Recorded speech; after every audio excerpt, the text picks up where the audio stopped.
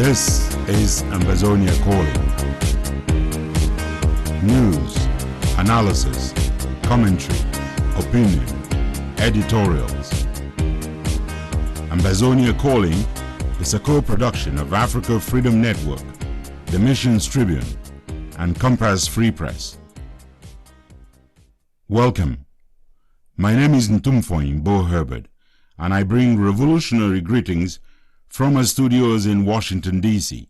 to all of you, friends of Ambazonia and fellow Ambazonians on Ground Zero and across the globe.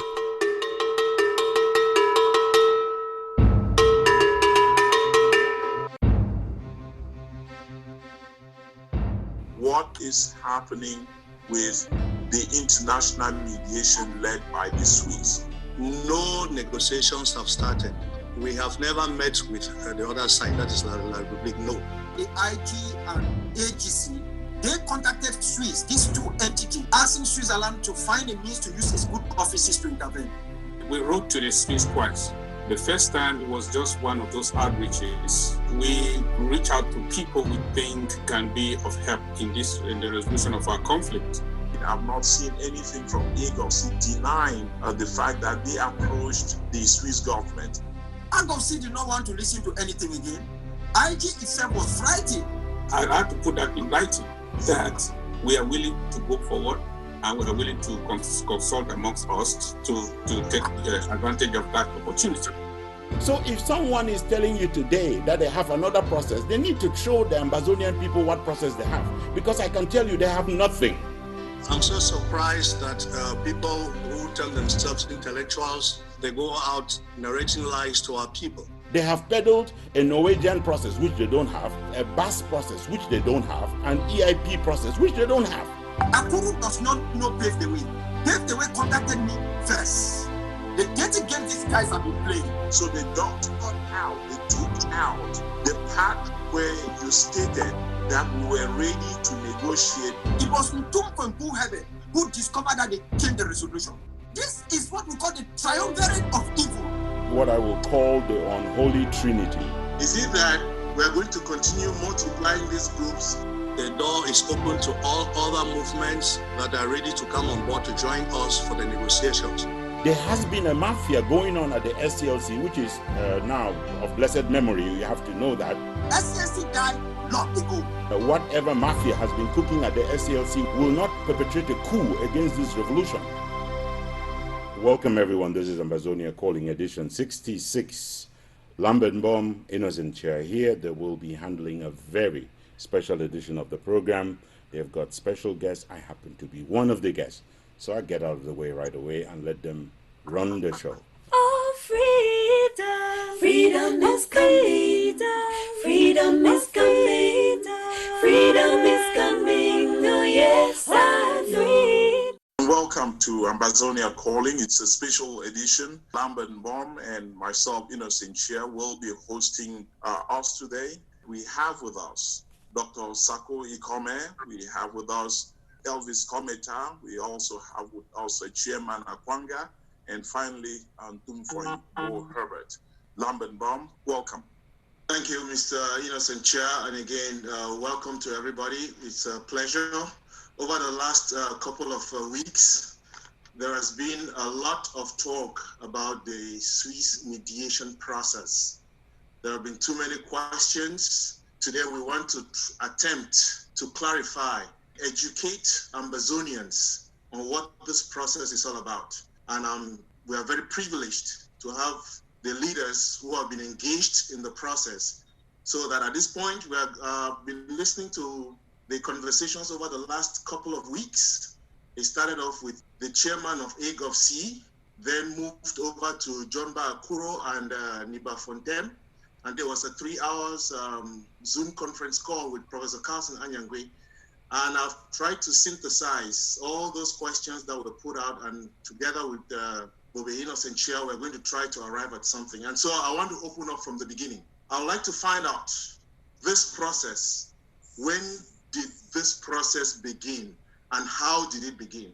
It's an open question, but I would like for us to start with Dr. Ebenezer Akwanga. Yeah, thank you very much, Mr. Innocent Chair and Mr. Lambert Bomb. Frankly, I do not feel very comfortable on discussions that have to do with the Swiss-led mediation process, because it looks as if those who are out there with the goal of trying to distract us are trying to use this particular process as a period, not just to bring us informed about it, but as a period to get us distracted and take our eyes off the ball. We have said it time and again that the Swiss-led process came as a result from what we gather after the IG and AGC made an approach to the Swiss government talking about Swiss benevolent neutrality. They contacted Swiss, these two entities within the Ambazonian struggle, asking Switzerland to find a means to use its good offices to intervene. Whatever the response Swiss gave to them, we don't know. AGOFC even told us at one time that Swiss said X or Y, but we don't believe AGOFC because we know very well that this is one entity that if the Swiss have said anything that is damaging, they would have put it out there to destroy the Swiss. They keep telling us that the Swiss said no, they will not support anything. They want only decentralization and the rest. Put it out there so that the Swiss can defend it. The Swiss told us they were approached by AGOFC, they were approached by IG, and after that approach, they did exactly what is done in all situations of this nature. They reached out to the state party to say the non-state actors are interested for us to become the mediators in this conflict so that both sides, the state of La République du Cameroun and the non-state of Ambazonia, can come to a negotiating table on equal terms. So when they went to the state was surprised that a divided house is saying that they want to talk, because really our division is there in the open. Everybody can see it. People are even trying to cement that division rather than to use that as a means to build up our capacity to move forward. So the state accepted. La République told the Swiss that, okay, we are ready to engage with the non-state actors if they will even be ready to sit on the table. That is what they told them. Then they came back to us now. When they started making the approach, AGOFC did not want to listen to anything again. IG itself was frightened. Then they came to me. Before they came to me, they have reached out to these other entities. Nobody wanted to talk to them. They came to me. Listen, it is not just my background. I'm not just informed by my background, but I'm informed by the idea that the only reason why our people are fighting today is because we want a permanent positive peace. We have never had peace before. Let's take a break there, Dr. Ponga.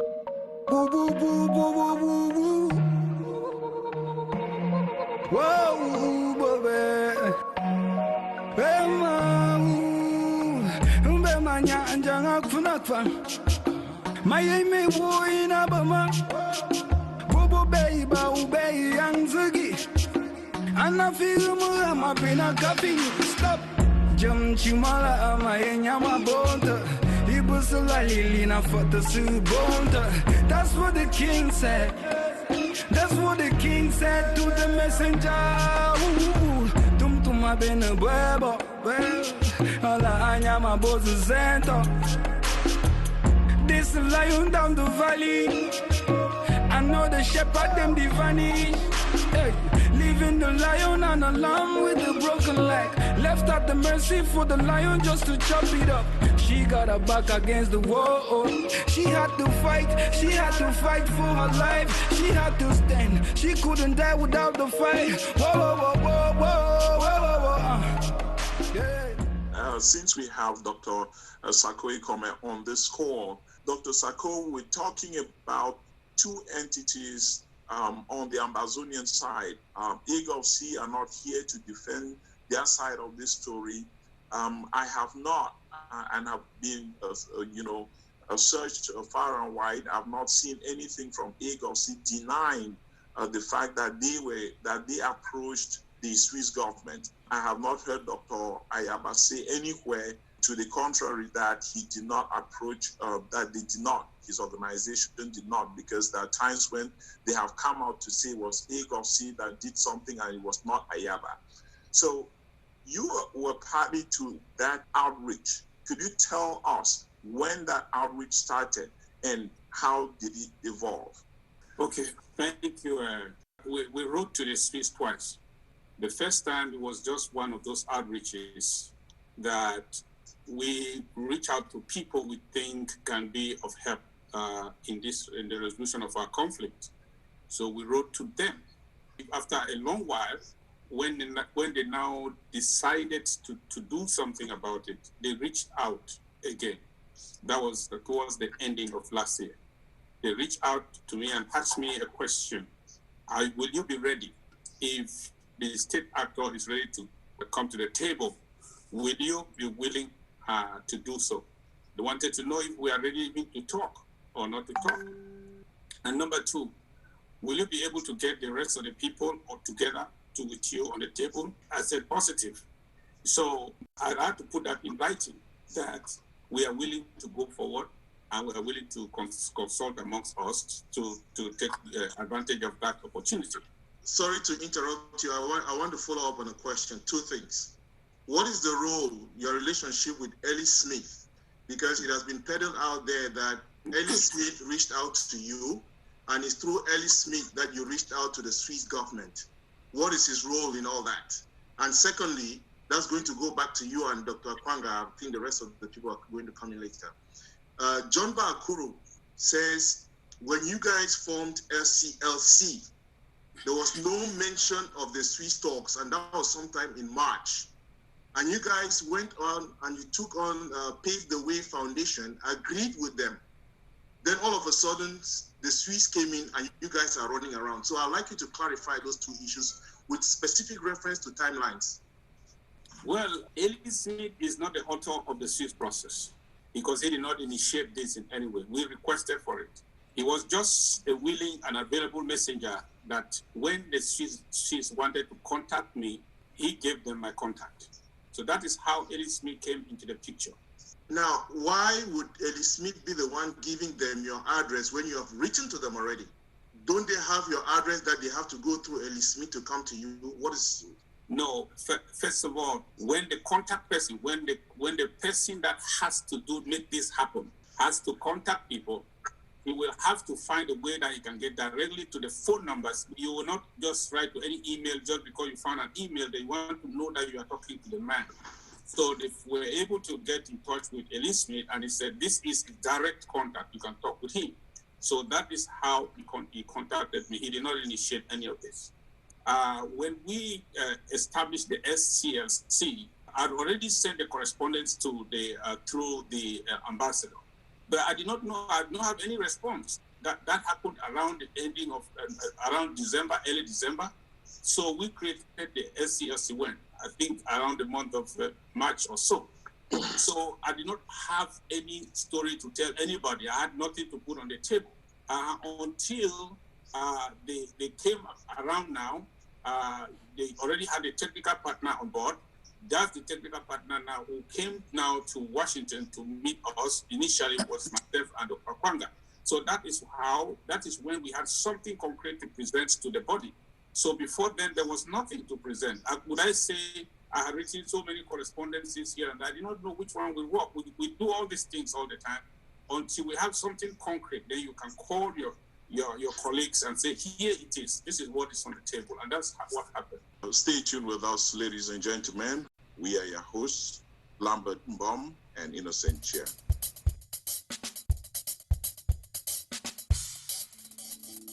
Ambazonia Calling. You are in the heart of the news shrine.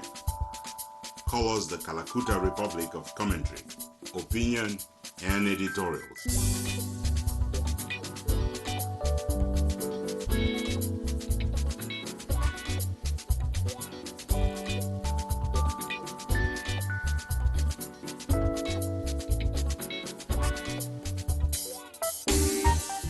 We have a special segment today hosting the leaders of ACT, Team Ambazonia. Yes, let me come in here. I said when we started this discussion that I really do not want to delve into this Swiss issue because I don't want to give Mr. Akuru an opportunity for him to feel that we could use this struggle for him to peddle with any sorts of lies and to throw out anything out there, hoping that we will come back and give a response to him. This is not the purpose of this struggle. This is not why I became engaged in this thing at the age of 14. Mr. Akuru joined this struggle a few years ago. He has worked with La République du Cameroon. However he lived his life, good for him. So he's not going to tell me what I have to do and how I have to do it. Akuru does not know Pave the Way. Pave the Way contacted me first. Let me be clear. They came to me, spoke to me because I was dealing with one of their interlocutor. And when Pave the Way came to me, they said they want to deal only with the armed groups. Listen to what I'm saying. When they came to me, they said they wanted to talk to me and Lucas to Ayaba so that we can meet Pave the Way and enter into some sort of an accord. I told them that, okay, at that moment, my relationship with Ayaba was still rancorous. But what did I do? I reached out to Ayaba. I explained to him about Pave the Way because he had heard about the main person of Pave the Way, David Otto Endeli. So when I spoke to him, I told him what was going on. Pave the Way said they want to keep it as secret as possible. The first time they reached out, that it should not leak. So it was supposed to remain between me and Ayaba. Not even our advisors were supposed to know at that stage what we're trying to do. We must reach some sort of an understanding. But where the problem started was that when I sent it to Mr. Ayaba, Pave the Way complained to me a couple of days later on that they were not being contacted any longer by Mr. Ayaba. They were not being contacted by one of Ayaba's collaborators. And that is how the whole deal went off. And then I told Pave the Way, listen, we can't go down this road. I told Ayaba clearly that this is going to be confidential. It was not like we were planning to sell Ambazonia.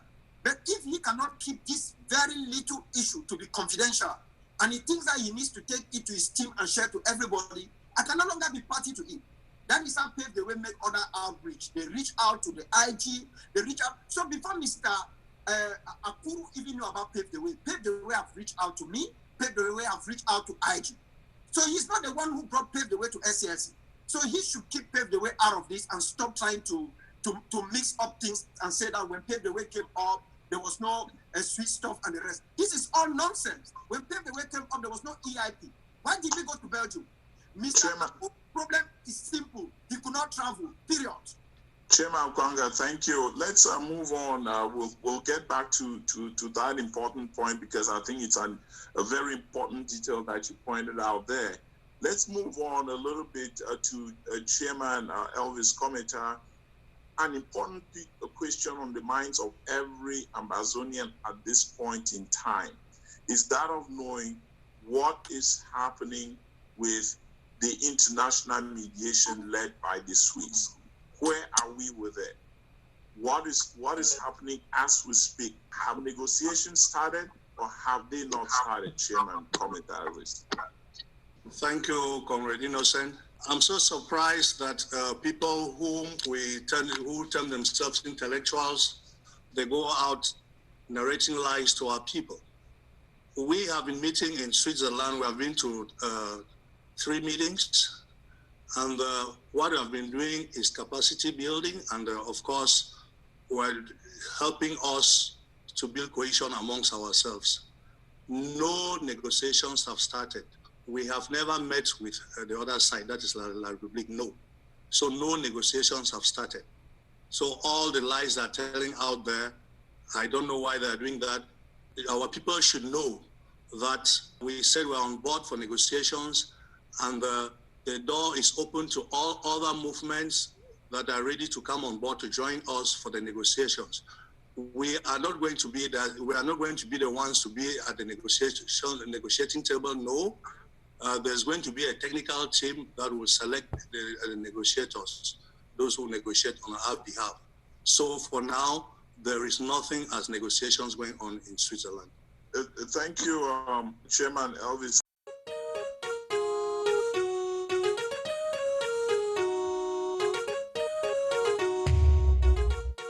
We have got a real estate deal made in heaven. If you are pre-qualified and are interested in a single-family home in the Silver Spring area, contact ambercalling@yahoo.com. Write to ambercalling@yahoo.com. Only serious prospective buyers are welcome.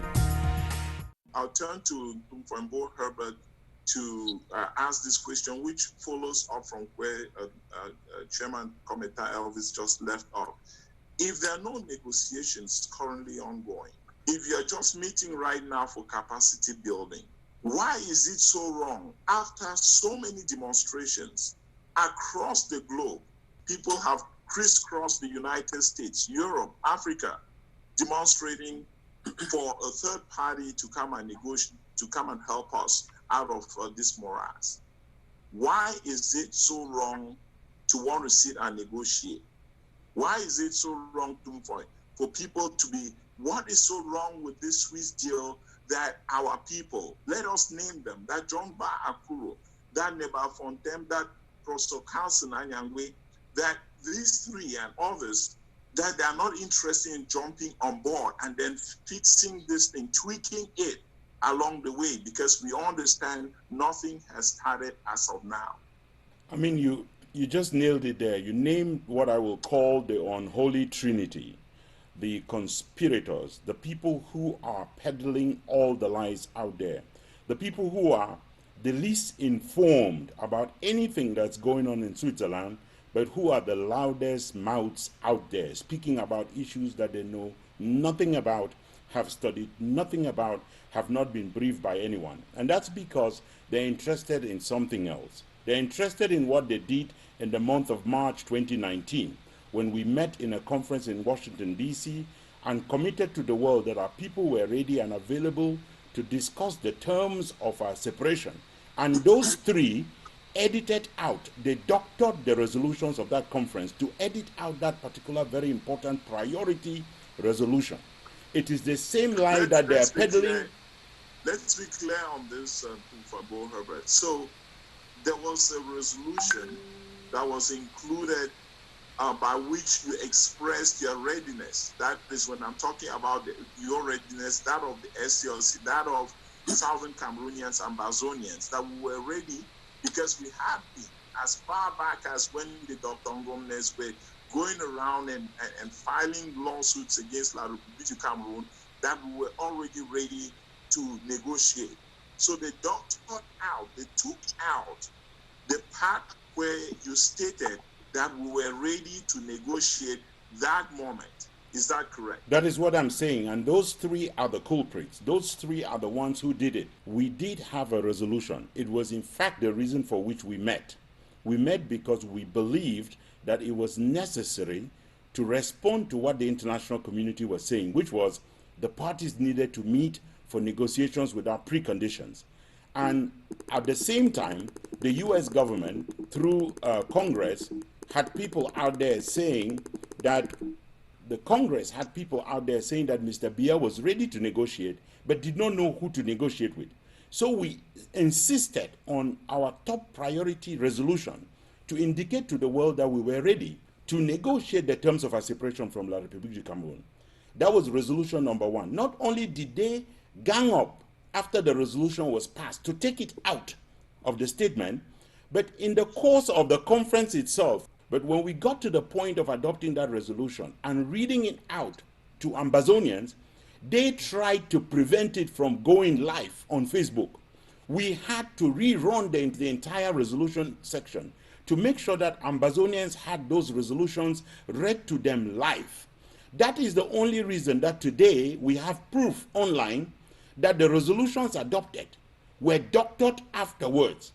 And they were doctored by these three people who are then setting up a new conference in Columbus to which Ambazonians should go at their own peril. These people have an agenda that they set up, and we saw them implemented, including when Dr. Neba Fontem woke me up at 4 a.m. to inform me that as a non-member of the SCLC, he had just decided to suspend Dr. Sako, who was a full member of the SCLC. You are listening to Ambazonia Calling, your space for educated news analysis, informed opinions and commentary towards the recognition of a free, independent Ambazonia. I am Innocent Chia. Stay with us. What Cameroon has done to us, I want you never to forget. The pain they have brought to bear on this generation, I want you never to forget, not out of hate, but so that the next generation will remember and make sure they do the things they are supposed to do, never to go through this again. I will continue to play my part to ask the people of Southern Cameroon to take their revolution into their hands and continue the fight to liberate themselves. I'm sorry to say, because of France's policies in Africa, in French Africa, the state of La République du Cameroon do not have any pressure on them to find a way to resolve this issue, because they are always thinking that no matter what happens, France will always be there to give them coverage.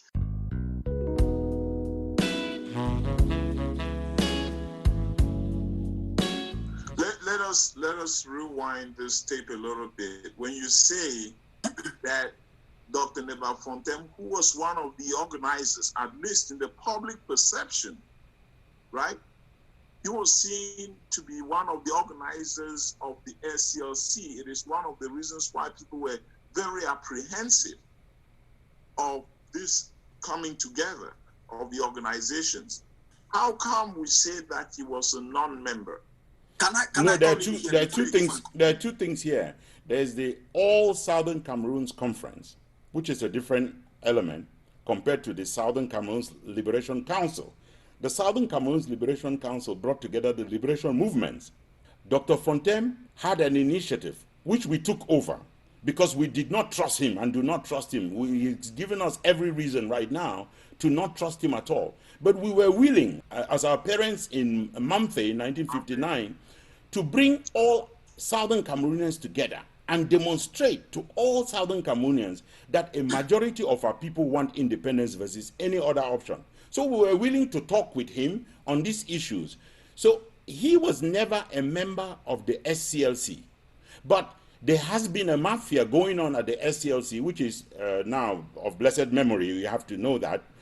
The rest of us took action to sit out of it, to make sure that whatever mafia has been cooking at the SCLC will not perpetrate a coup against this revolution. But the way it was working was someone like John Baakuru making sure that he had his friend Ntumfoyn on board, and making sure more recently that he would recruit Professor Anyangwe without asking so much as the view of the other leaders of the SCLC. He was running this one-man show, which included, just running the letterhead of the organization and using our signatures, which we had deposited with him, at will, without even clearance from us. It is one of the reasons why we suspended him as a spokesperson for SCLC, and one of the reasons why Ambazonians had not seen any communication from SCLC of late. We wanted that we could save the unity we were struggling to build, even as they were trying to destroy it and attacking us as we were working to bring Ambazonia forward. But in all the efforts that we made, we realized that they were determined to come to the point where they have come now, which is we will wreck this whole process. And again, what we have here is not a Swiss process. Yes, it is termed the Swiss-led process. We have the internationally supported process for a negotiated settlement in Ambazonia, because every international partner is at the table. It just happens to be supported by the Swiss. So if someone is telling you today that they have another process, they need to show the Ambazonian people what process they have, because I can tell you they have nothing. They have peddled a Norwegian process, which they don't have. They have peddled a Basque process, which they don't have. They have peddled an EIP process, which they don't have. They have zero to propose to the people of Ambazonia. Maybe Lambert Bomb can follow up on this, but Dr. Beneza Akwanga, Chairman of Akwanga, had something to say. We have had so many in that little chunk of time that Herbert used. We have had so many breaking news items tonight. I'd say we have just been informed that the SCLC, that the final nail, that it's been buried, as a matter of fact. So is there something more you have to say about this, Chairman Akwanga? Is the SCLC dead?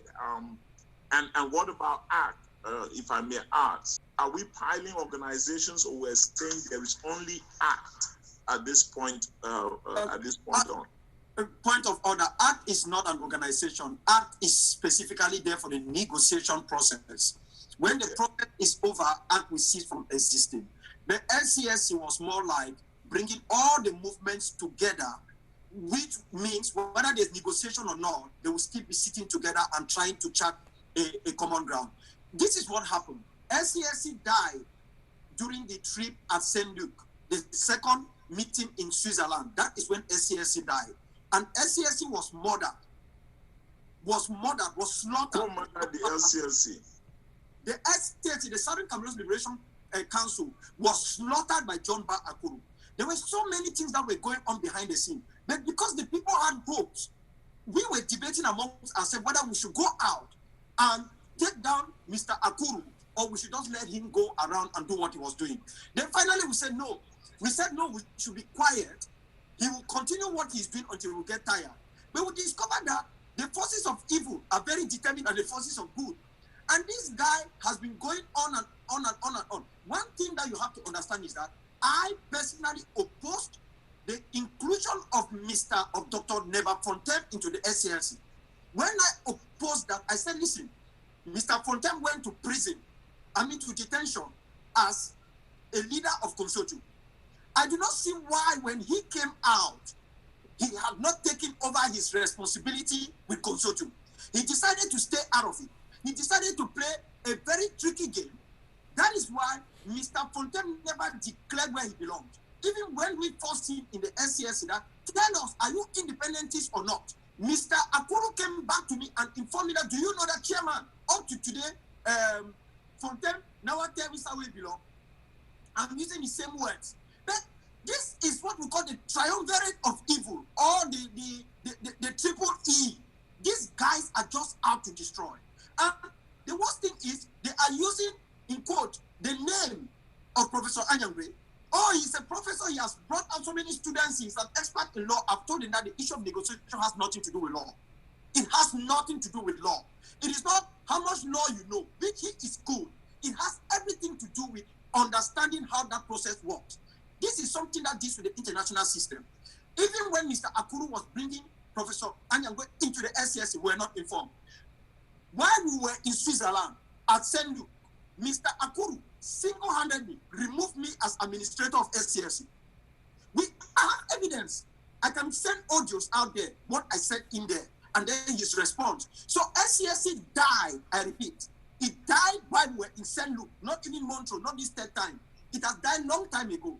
But we did not want to break the hearts of our people. We were still thinking that we can find a way to resurrect it. Until we realized that Mr. Akuru have decided that, listen, I will do whatever it takes to bring it down. Listen, this is what Mr. Akuru should understand. And any other person is peddling all of these things. Mr. Fontaine himself knows. When Mr. Fontaine dismissed Dr. Sako, he did not pick our phone calls. He made sure he was not in SCSC meeting. When you call, Fontaine will come in and say, oh, I am somewhere, I don't have network. We know all this game. I'm somewhere, I don't have network. My network is not working, so I cannot participate. This is what he was doing. The only thing we did not know was that Mr. Akuru knew everything that was going on. So all of these things he's peddling. He's throwing this here, he's throwing that here. When he was suspended, I was not in that meeting because first I was very, very angry. I gave my power of attorney to the spokesperson of Maurice. I was very, very angry. And if we were in that meeting as a physical meeting with Mr. Akuru, I would have physically assaulted him. I'm serious. Because I would not tolerate that. I spent 35 years. Somebody who just came from somewhere a few days ago, because he's a journalist, he keeps telling people that he went to a school of diplomacy. What type of diploma acts like that? You spend a few months in Eric, you say you went to school of diplomacy. I am not even moving around calling myself a diploma. I went to the oldest military academy in the United States to study diplomacy in a master's degree. That does not qualify me as a diploma. He is moving around and planning all of these things and causing all of this chaos around. And because he knows how to talk, I've said that battle will be fought between he and Ntumfoyn. They were the people who work for CRU TV, they are the journalists. I'm not a journalist. I am a pragmatic. I want to be very realistic. Mr. Akuru, they can peddle anything they want to peddle. No Ambazonian should go to whether they call it Colombia, in Ohio, or whatever way they call it. You are doing so at your own peril. SCSC died long ago. We try now, we can resurrect it. So what I am trying to say is simple. The dirty game these guys have been playing, Mr. Fontaine's inability to declare where he belongs. The game they played, it was Ntumfoyn Herbert who discovered that they changed the resolution. He brought it inside LCSC. Nobody ever spoke. Fontaine disappeared, was not attending meeting. How could you people remove this key section from the resolution? Nothing was ever done. This guy went in as whether Secretary General or Secretary of Consortium. He came out of detention. Why can he not take his position? It is Mr. Kuru who is handling it. Why is Agbobala? He was not sacked. He came back. Why is he not taking it? What the heck is going on? Another place. If you are Ambazonian, you're not going to find a show like this wherever you look in the world, on the World Wide Web. This is unique. This is Ambazonia Calling.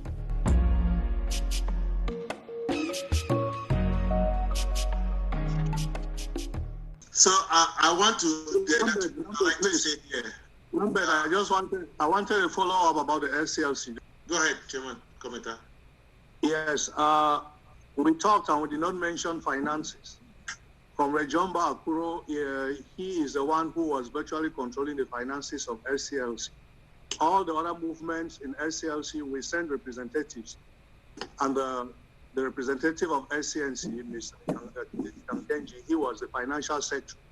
So he called me and said he is not aware of how much is in the account. He hasn't got access to the account. I said, why? He said, Mr. John Akuro says it's only him, John, and the treasurer that have to know what's in the account. So of course, then I told him to withdraw from it, and of course that's when the SCNC too withdrew from SCLC. It's important to add also on that finance part that there was a commitment we made at the beginning. We said that we were putting together a common treasury. That common treasury did not work for one day. We made a commitment that we will put out public financial statements with respect to what money was in and what it was being used for. Not a single statement has ever been issued because John Akuru and whoever is running finance, including every person who was delegated by our movements, have not had any access to any records because those are kept privately between John Akuru and the finance people with whom he's been mobilizing fundraisers and all that. And that includes every single thing with respect to finance. So people who want to continue to contribute money to the SCLC, you do so also at your peril. I think I need to add something here because I am somebody who likes to be forward. One of the things that happened in the SCLC, especially in finance, is that I remember that when the first amount of money, I don't know how much was gathered, came together, a project was carried out, I think, in the Bull County where I think $200 or $300, if I'm not mistaken, was given for a project, whether some persons were wounded or Sokadev, his Mama Amba who went there. But apart from that, we do not know what was in this thing. The problem with SCSC was that we trusted one another a lot. It is that trust that has brought down the house. We trusted John Akuru in such a way that I am the one again who proposed that Comrade John Akuru should be the spokesperson. That is how that proposal came in and everybody accepted. We were working like a family. But I did not know he himself was actually canvassing for that position. But I was thinking I was doing it because he was free.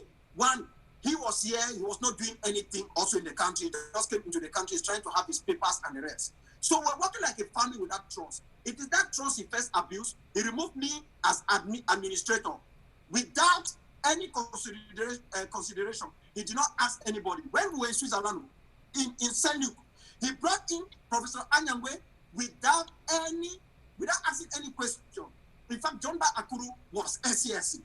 And now John Akuru will be SCSC because the rest of us are not longer going to have anything to do with it. We were trying to play calm, hoping that though it is dead, maybe Christ might resurrect it. But we discovered that we have played for too long. Why this thing died a long time ago? We were thinking that we can bring it back. No, he killed it. And I told him in the SCSC clearly, John Akuru, you are responsible for killing SCSC. I have the audios that are there. I told him, he said he's not responsible. I said, you must own up. You cannot fix this thing without owning up. Just the same way we told about Fontaine, you must apologize to Dr. Sako. We don't care whether he made one error or what. It's not our business. We do not put him into IG. That is IG's business. You don't come into SCSC and you go dismissing people. You are not even a leader. You are refusing leadership position. Ask yourself this question. Why is Dr. Fontaine not willing to be part of consortium? It was consortium that took him to detention, just like Bala. If that question is answered, then you will know why. Why is he not taking over his responsibility as the head of consortium? So why is he not with consortium? Why is he trying to be a freelancer to go independent? Is it because he has signed some sort of an agreement with the Republic of Cameroon or not? That's a good question, Chairman. I would like Lambert Bomb to follow up with some questions at this point in time, and I believe that Dr. Sarkozy Kome has not had adequate airtime. This is Ambazonia Calling. So again, I'd like to crave the indulgence of the members of the team because I think there are two things that are happening at the same time. There's something that has been mentioned since we're on SCLC. Let's get back to it. There's a claim that when the Swiss-led process came up, an expert was contacted to advise the group on how to follow up. There's a series of questions that I want to, but the first I want to ask is, who is this expert? And why we are told that the expert advised that the leaders at this point, first meeting, should not go to Switzerland. Why did you guys decide to go? And I know that you, Dr. Ekome, did not go, but why did you decide? Putting that aside, I think the main point here is the claim that you guys took decisions by consensus. And the first major decision that you were supposed to take with relation to this, you did not follow your own principle. So is it that, I mean, the SCLC is dead, as you all say? Is it that we are going to continue multiplying these groups, putting in place things, and then going out to form other things, or what? Dr. Sako? We had to take reasonable decisions. So the best thing to always reach a decision by consensus. We needed to make a decision not just by consensus, but what is reasonable. And if we thought that it was so, the most important decision that we took concerning Switzerland was not exactly who should go there. Because the so-called specialist that was brought, I have respect for him, and also in so-called because in this context of the pre-talks, I don't see where that the specialized knowledge or advice was really applicable. Because advising on at this level of informal consultation, it did not make sense that at the level of informal consultation, where the most important question is whether this thing will happen or will not happen, because we here have the power to decide whether there will be negotiation or no negotiation. So at this particular stage, it is we are the most important persons to be there, or our representative, anyone. They will need to be able to make that statement clear before we can now send representatives that have specialized knowledge to follow the process. So at this particular stage, I think that there was no error whether we went there in person or we did not go, because we needed to make that clear to the mediating party that we are serious and we have decided to go ahead. So at that stage, if the expert and his advice, I think it took into consideration the whole process of negotiation, which requires that the leaders should not be there in person. We should send technicians and experts who can do it and report to us so that we have opportunity to review what's done. If it is not done, we can send them back to the table. But as at this particular moment, when the focus is this informal consultation, where the mediating party want to be sure that these non-state actors have decided it was necessary that we go there in person, if possible. If not, to send somebody in order to make it clear that we are serious and we are decided. So, Ntumfoyn, I want to follow up with you about something. Let me comment on that particular question first, to tell you the extent to which the lies are being spread out there. Number one is that we did, at the level of SCLC, take a vote. And it was a unanimous vote in favor of going. John Ba-Akuru voted in favor of going. As a matter of fact, he arranged someone to come from Nigeria who was arrested at the airport to represent the consortium. Then a second time, We insisted on a second vote, and it was again a unanimous vote in which John Ba Akuru accepted that he would be represented. And then he decided after the vote that although he had decided in favor of being represented, that now he will go out and act against the group. There was a recommendation that we hear from this expert with respect to what we should do. The expert showed up at a meeting and gave us advice and said we should not go. And we said, we've heard your advice, we have rejected it, we will go. Because we knew that at the beginning of the process, you cannot send people who are second in command in your organization to go and engage your organization on one of the most consequential negotiations that Ambazonia has. Because you are busy about what? You have to view it yourself and determine whether or not you have to get engaged. So the issue here is the fact that we went, rather than the fact that we committed Ambazonia to an internationally mediated process. The final point is that that so-called expert who was telling us not to go also wrote letters to the Foreign and Commonwealth Office and to the Swiss government telling them that he was coming there to represent us, the same person who was saying we should not go. This guy is a scammer, and it was proven in front of everybody that he is a scammer. We voted to kick him out of the process, and we voted to fire him as a mediator on behalf of Ambazonia because he lied, embellished his CV and the CV of his organization with respect to what he had done in mediation and negotiations. And unfortunately for him, he said he had done those things with the government of Switzerland. And in front of the officials of the government of Switzerland, he laid out that beautified CV. And the government of Switzerland verified it immediately with officials with whom he was claiming to have worked and confronted him there on the floor and said, "You are lying." And they told him, "We're not going to work with you." And we had no other choice than to fire a scammer.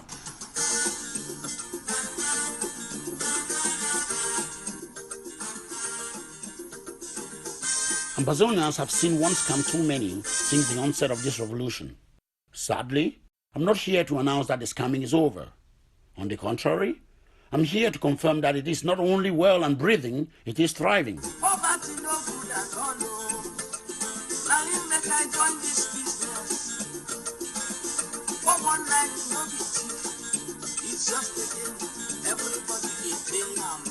So, Ntumfoyn, just to follow up, because there are a couple of things you have mentioned there which seem to, they don't match up with what the others have been saying. One is, you said some investigations were done about the guy and he was fired.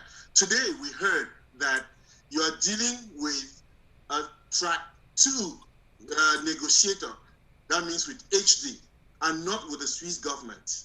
That needs to be clarified. And secondly, is the fact that you guys went for capacity building and ended up giving a mandate. Which is which?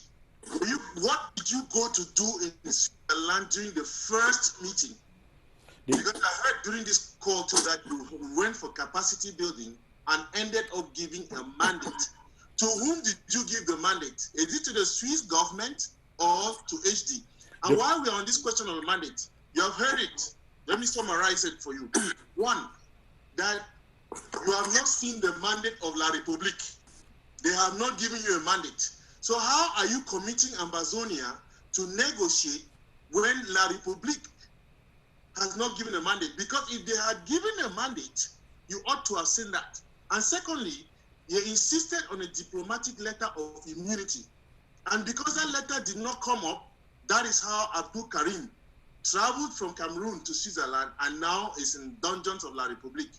If you had gotten that letter of immunity, and if you had gotten that commitment, a written commitment from La République to this, all these things we have had would not have worked. I'm sorry I was too long, but go ahead. Yeah, it doesn't help me at all to put together the answer, but I'm going to try to see if I can rush because I think there are so many questions right there. Number one is someone is talking to you about track two of negotiations. That's what professors like Anyangwe, who cannot bring things down to earth to people, who cannot teach their own lesson, try to tell people track 2 means what? It's nonsense. The government of Switzerland is not a person. It can never sit at the table. The government can never sit at the table to negotiate. Okay? Switzerland is not a person. It can never sit at a table to negotiate. So what is he talking about track 2? When the government of Switzerland says that they are on board, who is Anyangwe and these other people to say that they are not on board? When the United Nations and the African Union and Commonwealth and the US and the UK and Canada say they are on board, who are these people to say that they are not on board? And by the way, they happen to not believe all these organizations, credible organizations and world powers, but they do believe the government of La République du Cameroun. They believe Mr. Biya when he says he has not given a mandate. At what game are they playing? Why are they believing a government that has lied about every single thing? What are they up to? Why is John Ba Akuru and his friends working for La République du Cameroun? Why are they doing public relationships for them? What are they covering? If La République du Cameroon... Is it possible, Ntumfoyn, and this may sound to be light, but is it possible that Dr. Ntumfoyn is fighting hard for his family to get his wife and children out of Cameroon? That is why he feels that he needs to auction Ambazonia? I will tell you that the first time that I met him after he came out of jail, I met him in Dr. Akwanga's house. And the first question I asked him was, are you in a hostage situation? Because if we are in a hostage situation, we can understand. And he may be. In which case, he needs to hands off. He needs to back off from Ambazonia issues. Those of us who are free people, who are willing to go to our death, if need be. When we were going to Switzerland, John Ba Akuru told us that we were going to end up in the dungeons of La République. And we told him, I sent him a note saying, you are the designated survivor. Take over when they take us hostage. So the issues here are neither there nor here. La République du Cameroon cannot honor their own laws or their own constitution or international conventions. Now, John Ba Akuru and his friends believe that if Mr. Biya signed on a dotted line, that is what he is going to respect. Has he respected international treaties? Has he respected the commitments that they gave to Ambazonia? We are not at that table because Mr. Biya is at the table. We are at that table because the international community is at the table and has requested that we be there without preconditions. We are not setting those preconditions, not because we don't know what we are going to do. And last thing, because you packed the question, so let me answer the last one. The last one was with respect to Abdul Karim, that if Mr. Biya had given some kind of diplomatic immunity, then he would not have arrested. How many people are in Mr. Biya's jails who had diplomatic immunity, including ambassadors who have had to die there? Mr. Biya does not respect any of that stuff. Mr. Biya is evil, a demon that only John Ba Akuru can believe if he signs on a dotted line. This is Ambazonia Calling. Can I come in?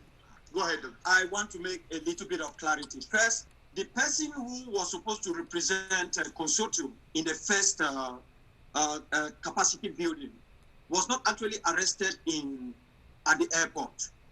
He was arrested because he was using a passport which was not qualified to have that passport. He was going to collect another passport. He was, in fact, when John Ba Akuru got him to come over, the game was simple. John Ba Akuru wanted to use that Swiss process for asylum racketeering.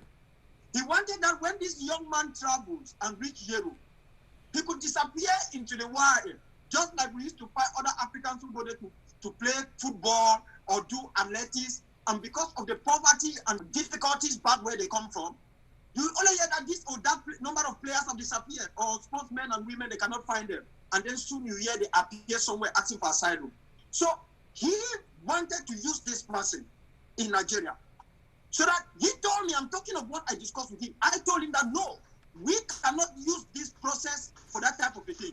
Especially for the first time, because it's going to make us look like fools. The Swiss are going, they will not take us serious. How can we bring somebody from Africa? For the first time, we don't know how many people will come.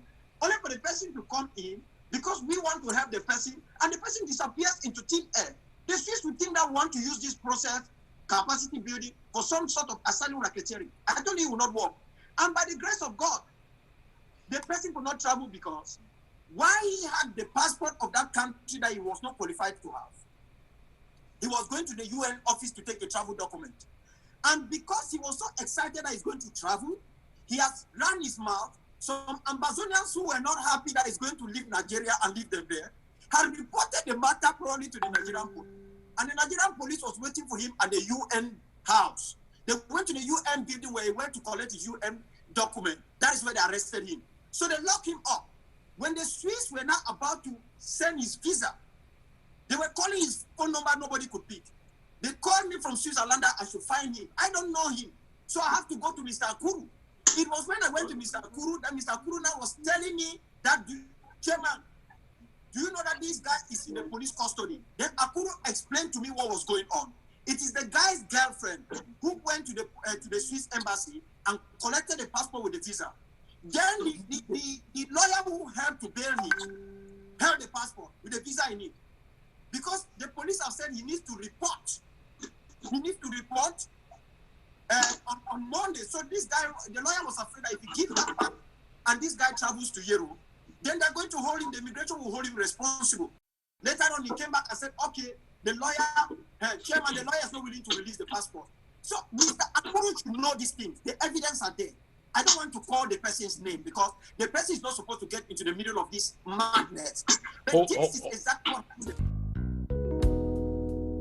Ambazonia will be developed not by those our parents call the long crayons, not those empty big book people who call themselves elites, but by the army of hard-working citizens willing to roll up their sleeves and get dirty.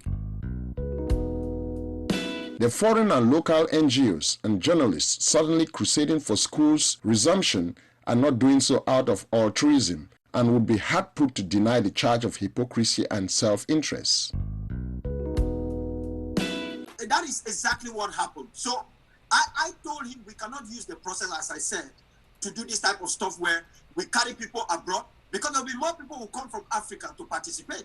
It is during that period when the process has started, that is when you start talking about diplomatic immunity and the rest. Let people stop pretending as if they have Abdul Karim at heart, that they love him so much they want to protect him, because they don't even know what happened in Switzerland. Abdul Karim was brought to Switzerland by us, not the Swiss. We brought him. It is people among us who gave his name. They gave other names of other people they wanted him to come. He came. I spoke with him. I told him, when he told me he's going back, we even spoke about a particular country in Africa for him to go there. That he shouldn't go back because the wife was at risk while he was there. They were troubling the wife. He asked me to intervene. I called some generals to find out, and we discovered that they were probably Atanganji boys. Abdul Karim, before he came, he did what other people don't do. He gave a video from the airport that he's going somewhere. So they knew where he was going to. What we are trying to do is to get him released. Look, these guys are behaving like people who shift the goalpost. Even if you get Abdul Karim out today, they will bring another issue. They have a game plan. They are trying to execute that game plan. I am still shocked that when Comrade Niba announced the dismissal of Comrade Sako, that the people who are in prison, by then they were detainees, they were not yet prisoners, that they were even aware of what was going on. It was Mr. Fontaine's game. He was the one who organized everything. He just brought us together. No, without us, there will be nothing. That is why he came to my place. That is why I invited the other leaders to come, let's sit and talk. John Bakuru brought him to my house. I saw him for the first time. Because this is somebody that I've called Kondenge prison while he was there before they transferred him to the principal prison to meet Abonkongo before he was released. I called the prison thrice. He was close by. I said they should give him the phone. Fontaine refused to talk to me. It is later on, months after years in the US, that I came to know why Fontaine could not talk to me in prison. You see, when you find yourself compromised, you find yourself hostage, these are the things you do. But can you imagine that up to this moment, Dr. Fontaine is still running with a conference that has already passed as the steering committee. ASCPC took place once, and he gave the but Fontaine is still signing documents as whether is chairman or what of the steering committee of ASCPC. I said it inside, I asked Dr. Fontaine that question inside SCSC. What is wrong with you? How many conferences are going to hold? This conference took place and he gave birth to STSC. Why are you still signing documents as ASCPC? Because Fontaine did not want to have anything to do with steering committee. I mean, with the consortium, he was trying to create his own body. His own body, according to him, that he has created, is ASCPC. This is absolute madness. Thank you, Chairman. Can I just add something? Yeah, if you all of you remember, during the ASCPC, Dr. Fontaine did not want the anthem, the Ambazonia anthem to be sung there. He did not want the flag there. So that's one of the things we're asking what we had to impose it. Secondly, I heard John Bakuro said I did not go to the first meeting in Switzerland because I was afraid that Liberia was going to touch me. That is crap. I never said anything like that. I said I was not comfortable because I did not really know what was HD. There was no agenda. That's what I said. I did not go that I was afraid that I will be arrested. That's false. I never said that to him. Thank you for those clarifications. Stay tuned with us, ladies and gentlemen. We are your hosts, Lambert Mbom and Innocent Chia.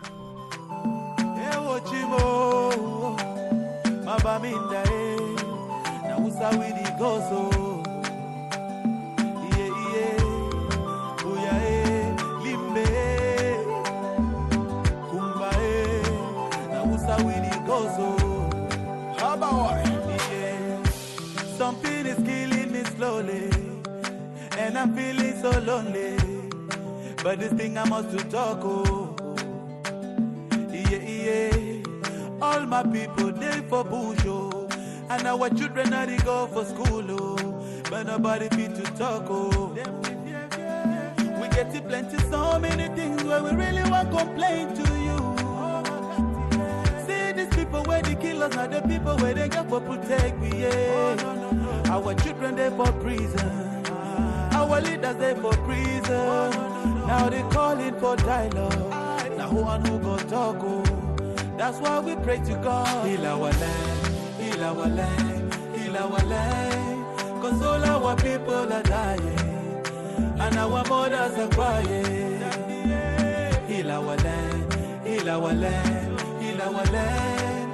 Cause all our children are dying, and our mothers are crying. It is clear the few things that have been brought out.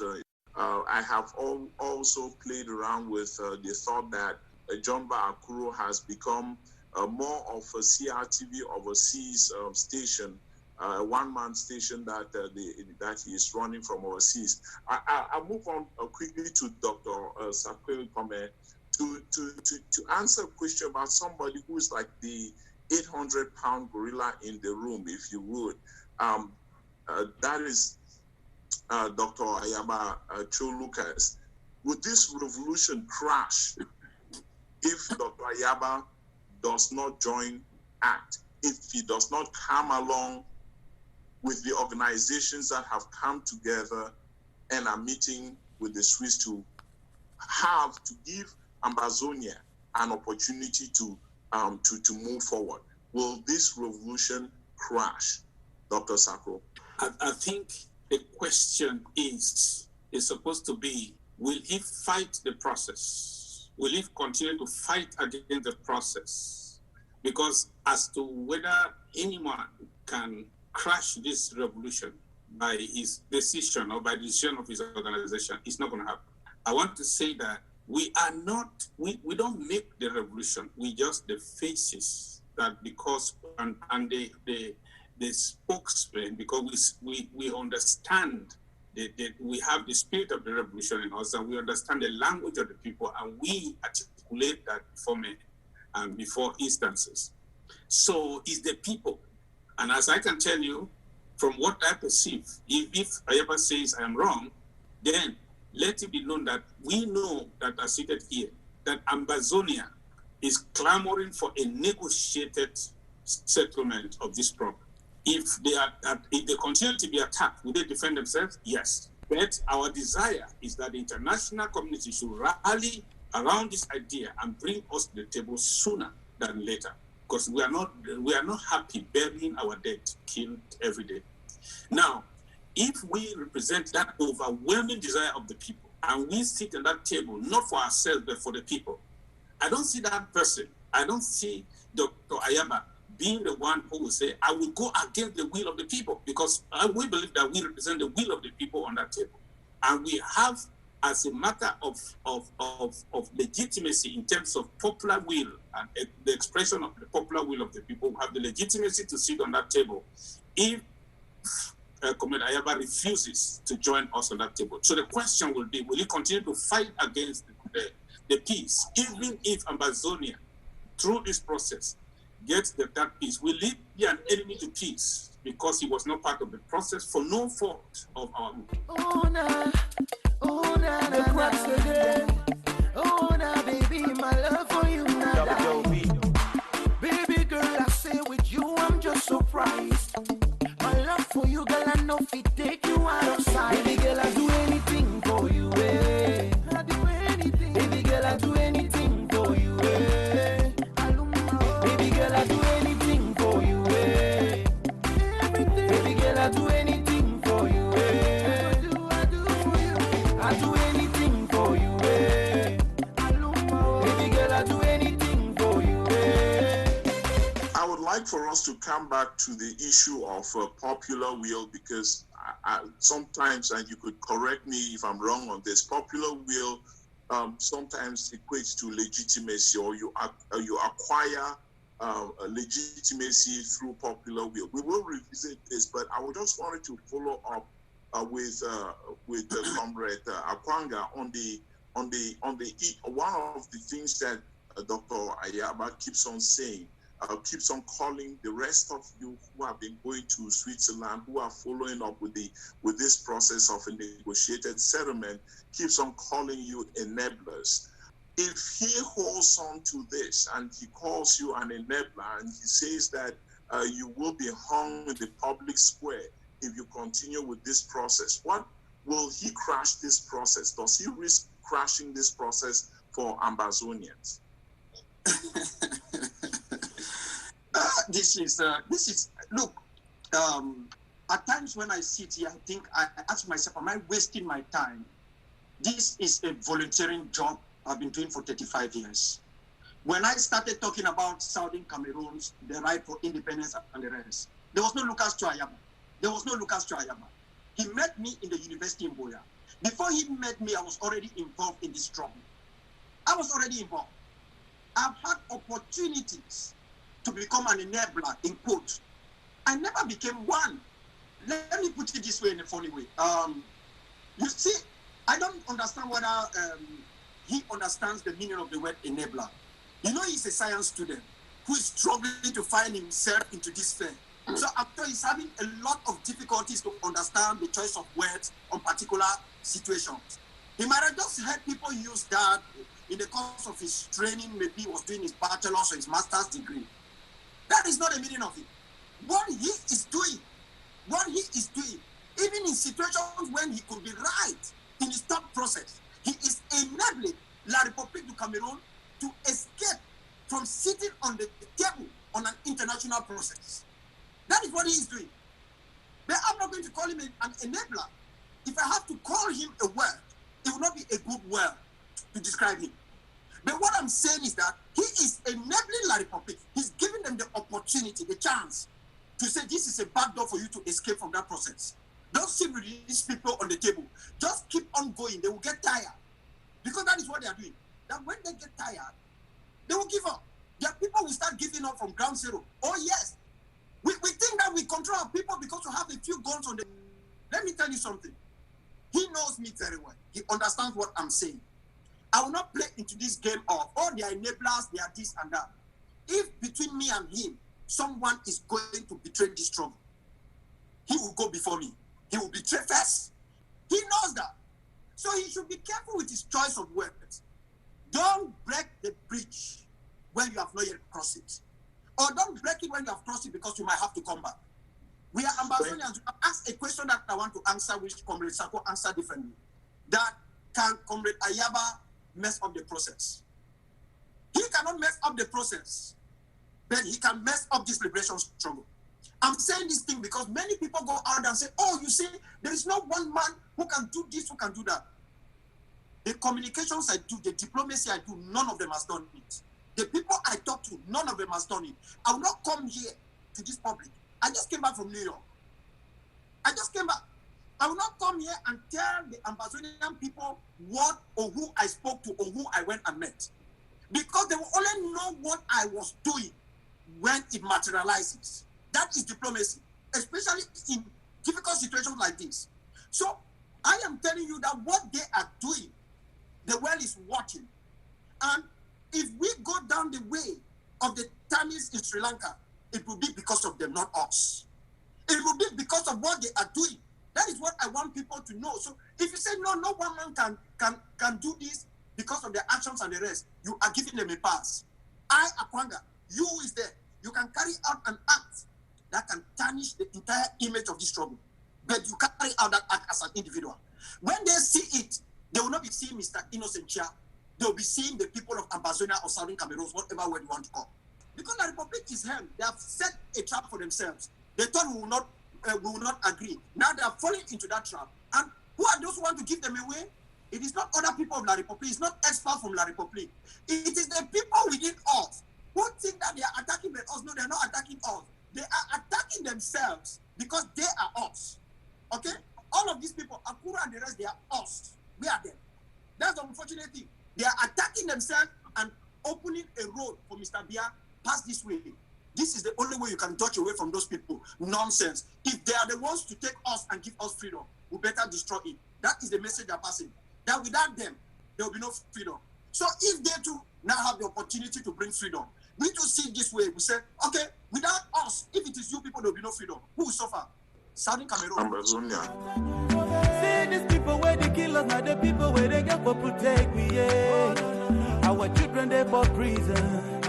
Our leaders, they for prison. But they've been calling for dialogue. Now who and who got talk, oh. That's why we pray to God. Heal our land, heal our land, heal our land. Cause all our people are dying. And our mothers are crying. Heal our land, heal our land, heal our land. Cause all our children are dying. And our mothers are crying. Say we get plenty, so many things that we really won't complain to you, Daddy. Now who's how we go so? Mabaminda,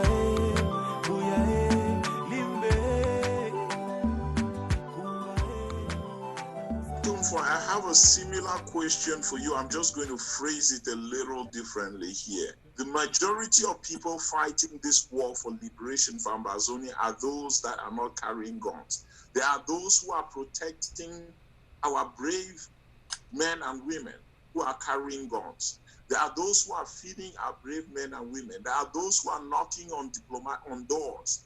There are those who are holding prayer vigils across Ambazonia, across the world. Why am I wrong? I agree totally with you. Anybody who is carrying a gun today will know that their protection depends on their neighbor who is not carrying a gun, who knows where they are based, and are willing to be beaten up, tortured, killed without giving up their hideout. The same people who are willing to prepare a basket of fufu and bring to them in the bush and protect them from being attacked. We will win this struggle because of the millions of Ambazonians who are not carrying guns, but who will not grant consent to the colonizers, who will not submit themselves to second-class citizenship or to special status or whatever they're calling them. I'll go back to the question you asked with respect to can Cho Ayaba crash this struggle? Ask yourself, could the Guzang massacre crash this struggle? Ask yourself, could attacks in La République du Cameroon crash this struggle? Ask yourself, could people who are going out every day asking Ambazonians to give up money in amber coins, in bonds, can they crash this struggle? Can they bring our people to a point of fatigue where financially and morally where they cannot hold up? Can people who are going around and doing hit and run in a manner that directs action against our civilian population, can they demoralize our forces? Yes, they can. And especially, can people who do not understand that you do not gain independence unless you are recognized, and that you are not going to be recognized unless you are involved in an internationally mediated process, can those people crash this revolution? I tell you, oh yes, they can. But the reason we are here is because we are saying we will not let them. We have the critical majority. It's a very important word. It does not mean the same thing as majority, which I have no science to prove we have or they have. Mr. Biya has tried to throw around the same accusations that only a minority follow us. I will not go down that route. I just tell them that a critical mass of Ambazonians, they want the world to come into this struggle and tell Mr. Biya to get out of Ambazonia. And the only way to do that is to do it through a mediated process, is to do it with a process that has no preconditions. And they are standing in the way of that process. Let me remind again that that critical mass of people, that critical majority, is the kind of majority that you had when Soweto refused to give up the struggle against apartheid in South Africa. Everybody else was relaxed. Soweto refused to give up. And because of Soweto, South Africa won. It is those people in Bamenda, for instance, who refused to give up on the fight to political pluralism in Cameroon. And because of them, Cameroonians won the path to political pluralism. The critical mass is a group of people who will not go away. And they, all of them who are opposing this process, they should prepare those posts for execution in Boya that they are promising. Let them prepare those nooses that they want to put around our necks, because we will do the right thing by the people of Ambazonia, and we will not be frightened by people who are pounding their chests and using big words to say nothing. We are taking our people to the only process that every people on earth have taken before they get to independence, and that includes the last 34 countries that have gained independence since 1990. This is a lesson that every Ambazonian should know by heart from real politics. The world won't roll over just to please the heart to satisfy in the ranks of our people. Those who choose to be spoilers will be free to do as they please. I recognize the fact that even those I consider to be egoistic or to be selfish, I recognize the fact that the intent is good. People simply think I have the best route to Boya, I have the shortest way, the easiest way. I recognize all that. The search for a completely neutral country will never be successful, because there is no such thing as a perfectly neutral country to serve as mediator. We should trust in our cause that is embedded in truth and it's God ordained, and we should hope for the best while expecting challenges. Our job is to ensure that the negotiations work for what we seek, and that our leaders and negotiating team do not sign onto any deal that falls short of outright independence for our homeland. In other words, our destiny is in our hands, not in the hands of the mediator. Where is the war in Southern Cameroon? Is the war at La République? No. So who has crossed borders? La République du Cameroon. They need to ask La République du Cameroon to cease fire, because who also drew first blood? La République du Cameroon. So you can ask someone defending to stop violence. The job of Ambazonians today is to make the Swiss-led process be the equivalent of the comprehensive peace agreement whose implementation by the United Nations culminated in the independence of South Sudan in July 2011. Ntumfoyn, I want to ask you a question about this thing that they have said, the Swiss-led process is like an ambush. What are the things that you are afraid of that might happen? There's nothing wrong with an ambush in a negotiation, because every negotiation has ambushes. If you go into a negotiation convinced that there's no ambush, you are an idiot. Every negotiation has ambushes. It is full of ambushes. And Mr. Biya put not only an ambush, he put a trap for us when he said that he was available to go into negotiations. And the Congress of the United States was saying that he wanted to negotiate but had nobody to negotiate with. That was a trap. And it was a trap that we avoided by saying we were available, because we knew that Mr. Biya is not available. We did not go in there because we knew that Mr. Biya has good faith. We know that he does not have it. But now we have the international community to witness to Mr. Biya's bad faith. And some people are giving him an escape route. So they should stop talking about ambushes, because apparently they themselves are in an ambush. We realize all the ambushes and the traps that are before us, and we have set systematic traps for Mr. Biya, who is unable to escape. Mr. Biya, who says he doesn't have negotiations and they want a mediator in this struggle, and his a slave master or his slave boy number one, John Gute, who says that they don't have a mediator in this process. In their report from their monologue in Yaoundé, why did they on page 19, bullet point 8, say that they had a mediator to talk with the radicals in the diaspora? No, look, only people who believe in La République, only people who are working somehow and unwittingly, I have to say unwittingly, because I dare not accuse them of the same stupid things that they throw at other people like enablers. People are working unwittingly on behalf of the colonizers.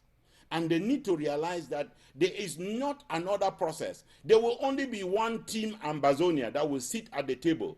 We have not told them that we are the team. We have told them that we have started the process of building that one team. They are welcome to join that one team. That team will then work on who our negotiators are, but we will not be frightened. When it was time for Professor Anyangwe to step up and take up this struggle when Seseko Ayuktabe was arrested and Vice President XXX was not available, where was he? He disappeared because he's afraid. When in 1994, the people of Ambazonia gave them a mandate in Bamenda at the AAC2 to say that after a short period of time, we should be able to declare independence. Why did Professor Anyangwe not declare the independence? Because he was afraid. He wakes up now. And he's been hiding all along ever since Seseko Ayuktabe was arrested. And now he's all very bold. No, I'm afraid our people need to realize there will be no other process for us if what we want to tell the international community is we are not willing for negotiations. If we are not, then we are saying that we want a military solution. And we can be very sure that Mr. Biya, who is now and who was in Lyon asking the French whether he should start airstrikes against Ambazonia, whether he should roll in the conventional battalions to fight Ambazonia, Mr. Biya is going to get a green light when people like them finally convince the international community that we don't want a settlement that is negotiated, that they want a military option. Then a military option will happen. Can I chip in here just briefly? Listen, I am concerned. People say, oh, Dr. Kwanga or these people are not. No. We all who are involved in issues of defending our homeland, we are doing that and doing that gallantly. The only thing I'm concerned is that even all the people who are shouting and making all of this noise, I don't know what they do with the forces on the ground. They even have forces on the ground who move with weapons that cannot fire anything. In fact, some of these guys, they are not making sure that some of these, our boys and girls on the ground have become market collectors. They are moving from one market to another to collect fees from all men and women who are suffering to find a means to survive. Listen, we have to be serious. What I'm saying, like what Ntumfoyn said and all of us here have said, is that the Tamils thought they had everything at their side. Some of them even thought they were more radical, more powerful. They had backers, which we, Ambazonians, do not have. The Tamils have backers. They have strong backers. Even the United Kingdom was backing them against Indonesia. But because they overestimated their ability to deliver, they made a lot of noise at a time when they were supposed to achieve something. I am saying this. I've heard people say, oh, you see, doctor, no matter what happened, I will always remain with my flag. No. Ambazonia as a nation can disappear. That does not mean this flag will disappear. It will still be in the block of people. The Tamils still think that they are Tamils and they need a homeland of their own. But they no longer have the possibility of realizing that dream because of their fallacy, their inability to understand they were shooting themselves, thinking they were fighting others. That is why they are suffering.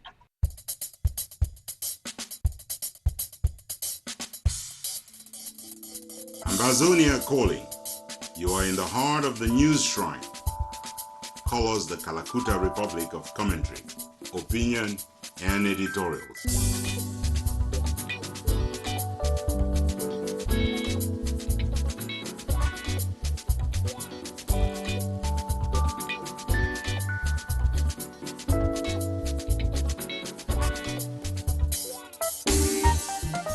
Welcome back to Ambazonia Calling, and we have with us on the panel Dr. Ebenezer Kwanga, Dr. Ekome Sako, Ntumfoyn Herbert, and Elvis Kometa. Let's continue the conversation.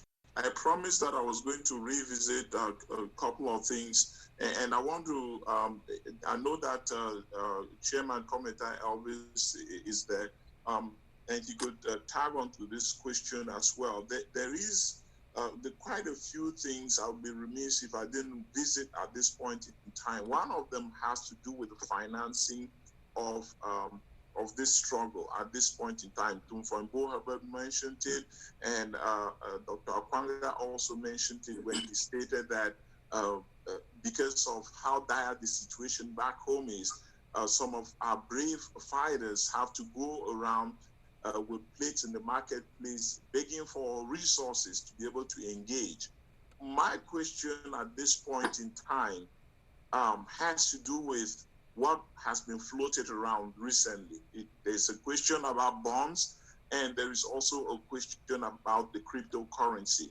Now, Dr. Sako, I think it was yesterday, probably was yesterday or a couple of days ago, you raised the issue of giving backing to AMBA bonds. This is happening at a point in time when people are really kind of weary, are they not? And the signs are visible that they are not chipping in as they were before in contributing. When you launch, for instance, My Trip to BOYO, the My Trip to BOYO project, that ever since things did not go right for you, for lack of a better word, there's been a confidence that's been lost. Something else needs to be done to kind of regain that confidence, that trust in the people. There are people who have even suggested that this may be a golden opportunity for there to be an election whereby we really have legitimacy in leadership, which has been a problem that has kind of bedeviled the revolution. I know I've thrown in quite a couple of things in the question, but go free will on it. Thank you. We had worked on this, the possibility of getting those who have some economic interest in lending towards our liberation quest. And we conceived the bonds. That was quite a long time ago. But I'm very careful because when we make promises to people, I don't want to be held at the end that I made this promise. I got involved because of your promise, and now you cannot deliver. So I thought that it would be problematic for any one particular group, no matter how massive you think you are, for you to borrow money on behalf of Ambazonia. And then the people, and then at the end, it's Ambazonia that has to pay that money. And the rest of the people don't know exactly what that money was used for. So I said that it would be problematic because until the structure that will emerge in BOYO after the struggle, that's the structure that can guarantee those promises, that can surety a promise that we make. And these are promissory notes, so-called bonds. These are promissory notes we're making to the public, to investors in this struggle. And we cannot make a promissory note, give a promissory note to somebody if you are not sure that you are the one to redeem it. So you must be assured that until we come together, therefore, this thing should be done by Ambazonia, not by a particular group of people. We must understand that this is what we are doing for Ambazonia, and that money should be used for Ambazonia. That's why I kept this thing under the carpet for 13 months. Now that we are collaborating by purpose, we can do a little more. I really hope that SCLC was that answer to prayer. By now we should be moving towards a thing like that the whole body can endorse, and we use it for the struggle as we agree as a platform. But I want to say that we cannot hold ourselves on one spot because of the political process. We have to evolve into anything. We cannot stay here and say we want to make the political process work before we can confront the elephants that we are facing.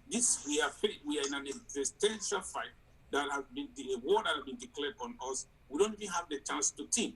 Right now, if we attain collaboration on a very important issue like defense on the ground, or like diplomacy, or like negotiation, that is good for us. If we have this understanding, we can go forward. If we say that we have to somehow halt the process and achieve a certain political dynamic before we can make progress, that would instead become a distraction within the chiefest of all distractions. So I think that this bond thing is not supposed to be done by a private group of people. No. If it is for Ambazonia, it should be by Ambazonia. And if it is by Ambazonia, it should be done by the leadership of this movement, so that we can endorse it and hand it over to whatever structure that will emerge when we get to BOYO. To know that Ambazonia has agreed. This is what Ambazonia did for Ambazonia for us to get to where we are. They will be obliged, that structure or that will be obliged to recognize or honor or redeem those pledges or they debt notes that will be before them. But if at the end some group of people come and say we took this for Ambazonia, we took this for Ambazonia, they have the possibility to say no, we didn't know. We didn't know when that was done, what it was used for, and it was not for. What do we have? How are we sure that it was used for Ambazonia? The rest of the people will dispute that, and so that would be a problem. I believe there is an opportunity that can generate that kind of collaboration that will lead to greater cohesion amongst us. But what is going on now by a group of people that withdraw themselves from to borrow on behalf of Ambazonia is the wrong way to go. Oh, na, na, na, na, na, na. The cracks. Rastaman, I love it. Everybody love it. Ambazonia's freedom, Africa's liberation. Our theme is coined from the very teachings of Dr. Kwame Nkrumah. Independence of Ghana is not complete until Africa is totally liberated. If Ambazonia's freedom is not achieved, then Africa cannot talk of its liberation. So we have come to Ghana to start a new dynamism in the continent of Africa. One of the things that was said today is that mediators are brokers. They are middlemen. They do not do anything pro bono. Who is sponsoring the Swiss-led process? And have you had a disclosure of the parties that are putting in money for this? Because the story is that you guys receive per diem, you're just flying in and out for holidays and all that. Who's Somebody who holds the purse of the SCLC and who has never rendered account, who promised an account, who is running around and dribbling the people who should be in finance, as Elvis' commentator was mentioning a moment ago. That's the only person whose mind is as dirty as that to think what he's thinking. And that's the same person who said to us on the SCLC forum, when we said we were going to Switzerland, he said we were going there because we were focused on per diem, we wanted to go on a safari, and we wanted to go live in a hotel. John Akuru probably just arrived in the United States and needs to settle in. When he settles in, he will realize that there's plenty of discomfort for some of us in a hotel.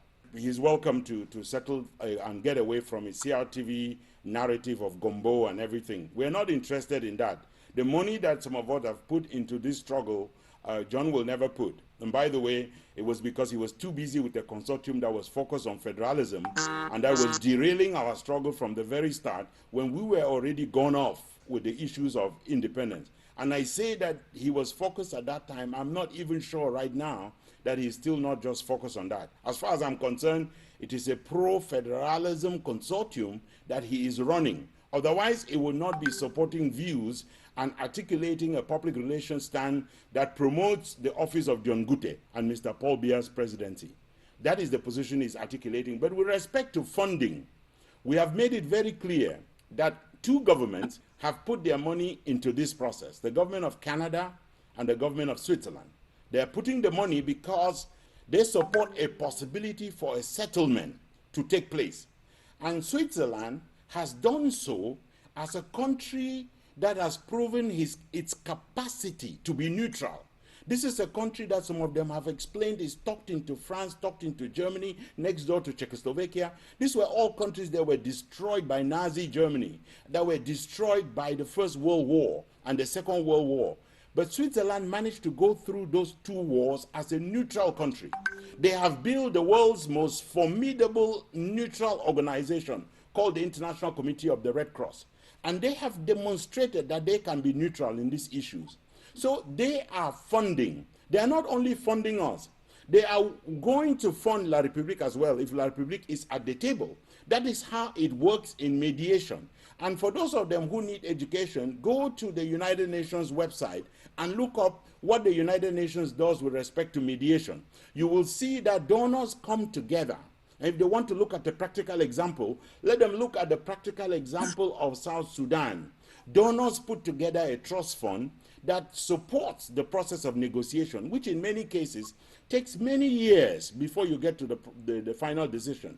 And the confusion they continue to make is this. We gave a mandate to the Swiss government to put in place a process. And we are educating ourselves on this process and helping to put the process together. And some of them are going out and saying the process is flawed. There's no process yet. We are putting the process together. That the negotiations are flawed. There's no negotiation yet. When there will be time to negotiate, John Baakuru and everyone else who is saying someone is funding will not have the resources to fly on their own, to attend those negotiations for no matter how many years that they're supposed to pay in their own hotel. They will not have it. So let them stop faking it. Let them get real. Our youth demo, they can't finish. Our boys demo, they don't finish. From Manfred to Boya, from Bamenda to Southwest. No shade every day, oh, killing every day. People they die every day. Like say they been a chicken. My people live. Prayer is the key. Oh, may we pray, oh. May we pray. Oh, may we pray. May we pray. Oh, may we pray. May we pray. Ramagade, legede. Oh, Ramosagala, Rosagade. May we pray. Mika Brazandala. Jesus. May we pray. Okay, so the quick question was, can we work, can Southern Cameroonians work and chew gum at the same time? Can we have a process where we determine a legitimate leadership for this organization and eliminate all the wrangling that we have right now among groups and have a command structure, one unified account that will enable us to really form the struggle in a meaningful, impactful, accountable way? Well, to this, I'll say it's possible, and again, it's not possible. One thing is certain, there is no day that all of us will sit at the table together. You will always have the spoilers, and you always have spoilers, people who want it to be about them. But my plea is this: if we put Mother Ambazonia first, we should all unite in some sort of a structure where the leaders are present and nobody is over the other. We have like a college where the leaders lead and take decisions, and of course we have just like a spokesman, like a spokesperson. If we put Mother Ambazonia first and we stop this self-aggrandizement, trying to be fighting for ministerial posts and presidents and this and that, we let the movements to make the decisions, come together and put up that structure. If we put Mother Ambazonia first, I believe this is going to work. This will give confidence to our people to be giving again. True, many people are not giving. More than 80% of Ambazonians are not giving a dime. They sit and they pretend every day. The few who have been giving, they give, and there's almost donor fatigue. And with the infighting again, which is not healthy, is discouraging some of those who are giving. So, but I believe that more than 90% of Ambazonians want an independent, they want a sovereign Southern Cameroon's Ambazonia. And we as the leaders have to come together to tell them that we will not betray them, we are not fighting for ourselves, we are fighting for Mother Ambazonia. So my appeal is that we are still going to bring everybody on board. We'll try to bring everybody on board, which of course it may not happen. But let the majority that are on board, let the majority continue and inspire our people, give them confidence for them to start giving again, because our young men and women are dying. They're not dying because they are not ready to sacrifice, that they're not, that La Republique dominates them. No, they're dying because they're not being taken care of. They're hungry. You don't expect them to go and fight on an empty stomach. They are not well armed. So we have to think about Mother Ambazonia. You see, all the issues is what? Is money, money, money, money. Every time it's money, money, money. We have to have some credibility, put up a structure where all the leaders have a say, and every dime disbursed is accounted for. That is the only way.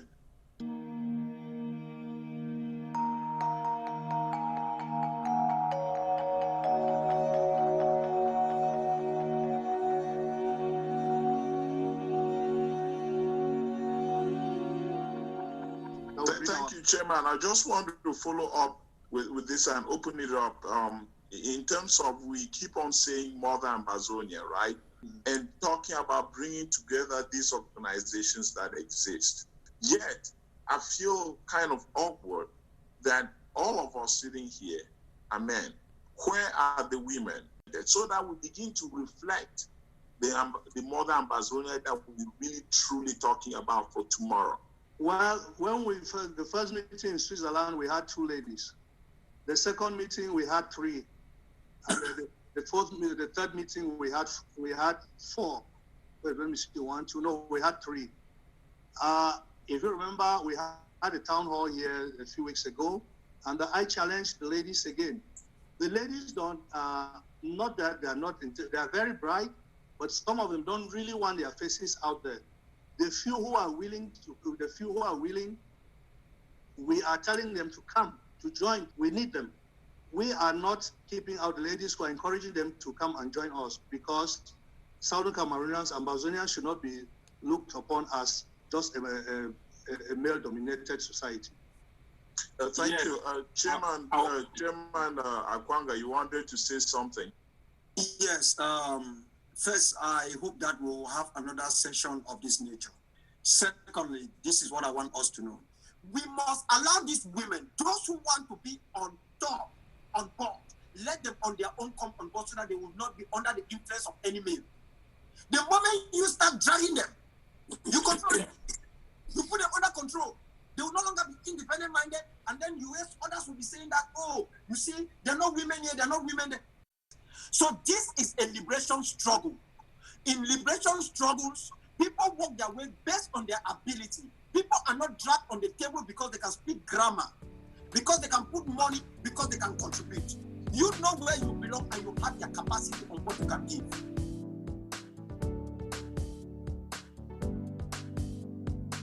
Welcome back to the show on Ambazonia Calling. This is Lambert Mbom.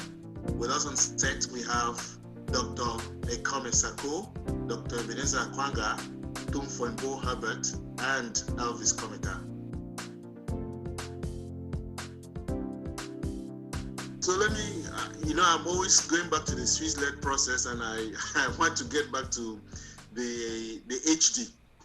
There has been some talk about the lack of their resume is too thin. And 2 things that have been floated around are their experience in Mali and in Central African Republic. The story that is being peddled around is they came into Central African Republic.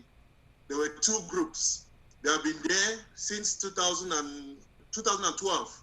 And today they have 16 groups. Now, I first of all want to say that anybody who is thinking that this liberation struggle or this mediation is going to take 2 days is wrong.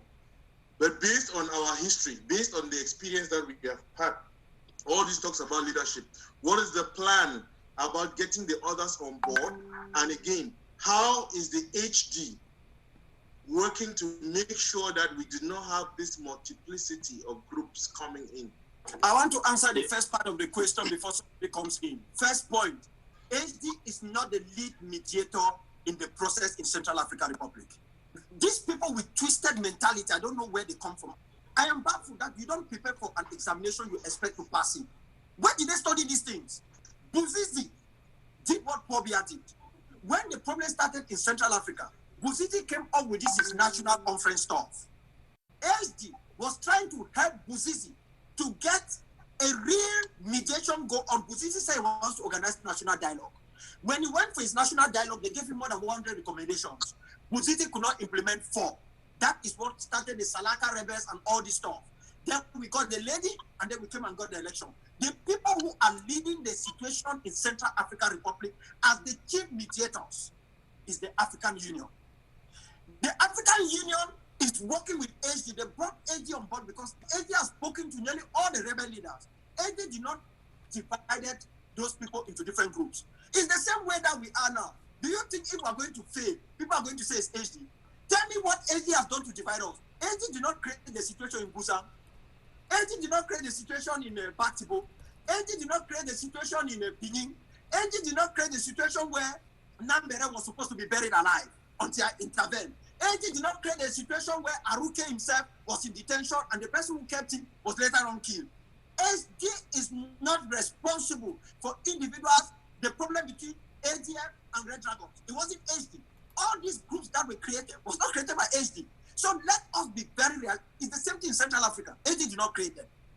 In Mali, the Mali situation is ongoing. If I even want to explain the complexity of Mali, it has nothing to do with HD. Instead, let me put it very clear. HD has been going to areas which are more complex.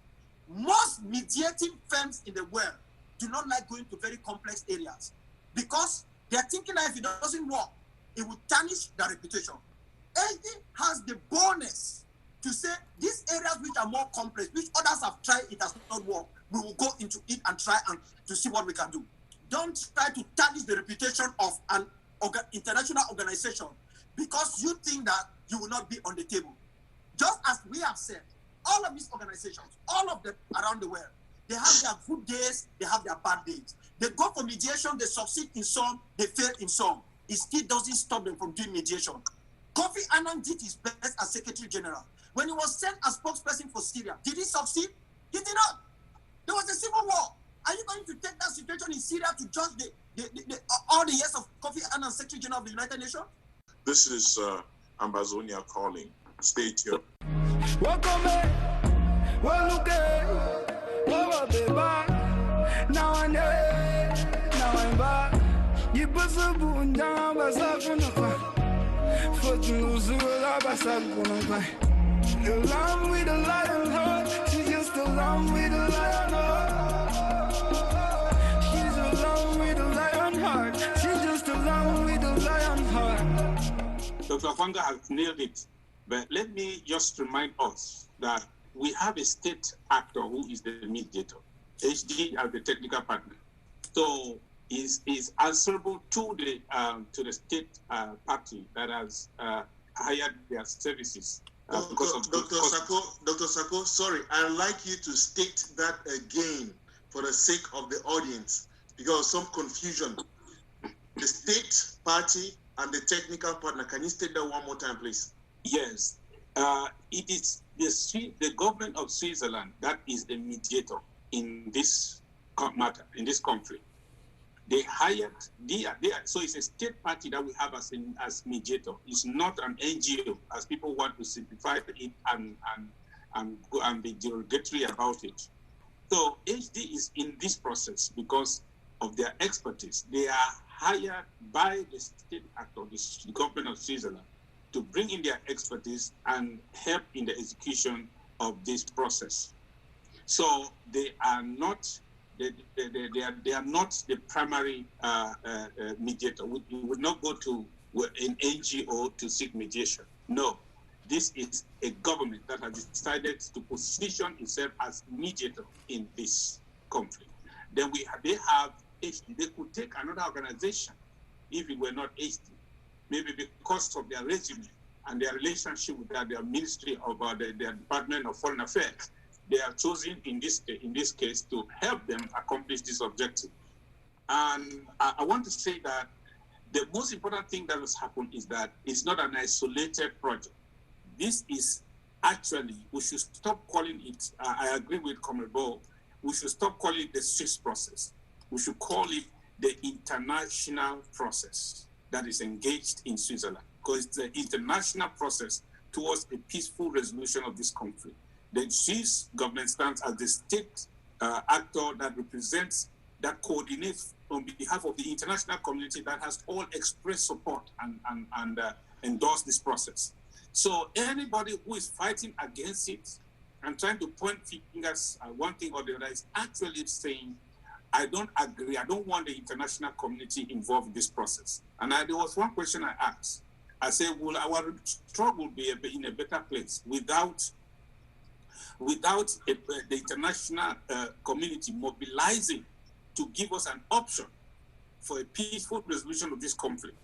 Will this struggle be in a better position for those who want it to crash? Will this struggle be in a better position that we have no such, the international community is completely numb, it's doing nothing, is mobilizing nothing to make sure that this conflict is resolved peacefully?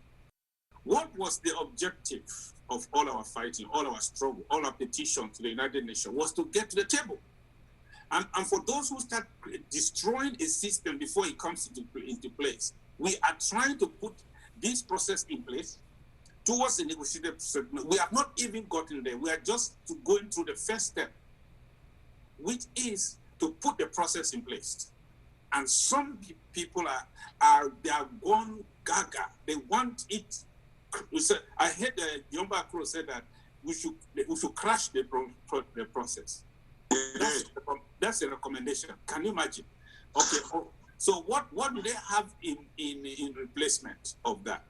Okay, if it is tantamount to putting the international community out of this, so what is the alternative? So just one second. Please, 1 second. There is something that Dr. Sakodo said. I did not know that John Bakuru said they should just crash the process. This is the same language which two top security officials of La République du Cameroon have used. They told me that Switzerland wants to spoil their country. I'm using their words. I have it on my phone. If you are here, I will show you. I can't send it out there. That Switzerland wants to spoil their country. I asked them that, what? That Switzerland does not want peace. Then I said, what do you mean? That Switzerland has their own person that they want to impose as president, so they don't want peace in the country. I said, oh, we mean peace through a national dialogue? He said, no, he cannot tell me the name of the person until they are able to meet with me to tell me what is going on. In other words, La République is afraid of Switzerland, who is heading this international mediation. Then Comrade Akuru and the others are scared of Switzerland. Therefore, so at the end of the day, what is going on between these two people? For him to say, we better crash it, is the same language La République is using, that they prefer to quietly crash the project. Let it crash so that they will say that, no, we can solve it internally.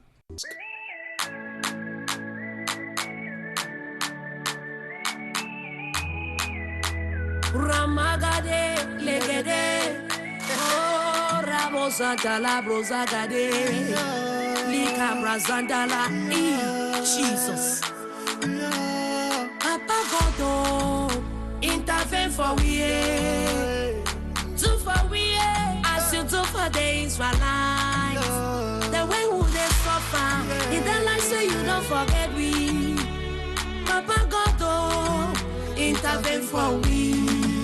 Orphans are crying, widows are crying, fatherless children are crying, the less privileged are crying. Oh, may we pray.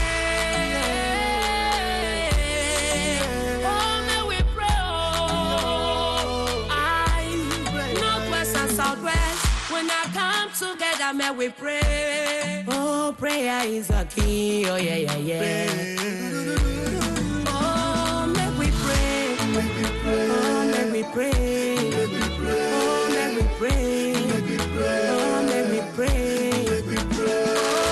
Well, Chair, just before you come in, I'd like to correct something. For the last 3 weeks, listening to John Ba, Akuro, Dr. Fontaine, they kept saying, we are not opposed to the Swiss process.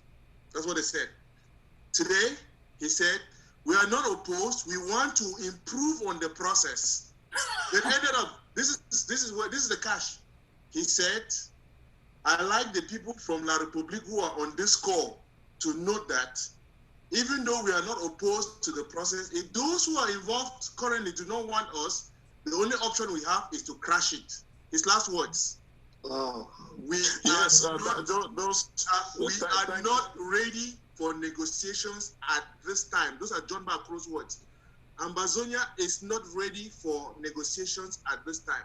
We need to improve the thing on the ground, self-defense forces on the ground, then we have leverage. When we have leverage, then we'll come to the table for negotiations. So I'm saying that there's a discrepancy in saying you are trying to code it to say that no, we are not opposed to the process.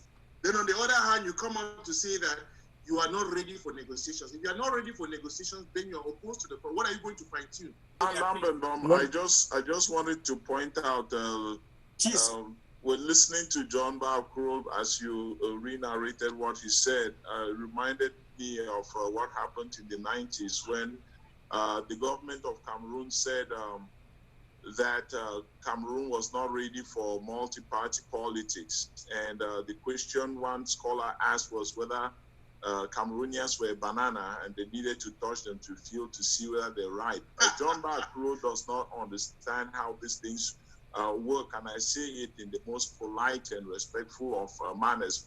But there is a dissonance, is there not, from between them saying what they are saying, which is pretty much supporting the position and comforting La République du Cameroun in whatever position they are staying, and the international community coming out on the heels of the monologue that Yaoundé organized.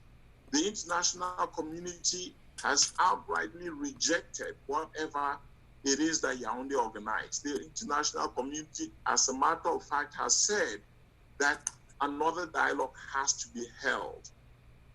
So what does that say about the national dialogue? A, B, does that not also say, on the other hand, that the international community is saying, now that you are done with the craziness in Yaoundé, come to Switzerland?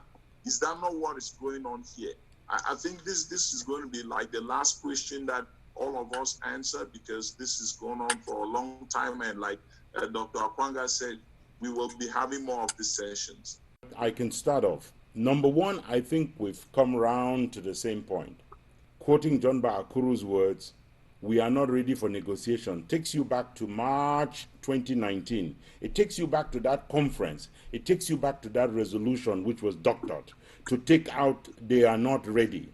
They are not ready on behalf of who? The people of Ambazonia were ready for independence before 1961.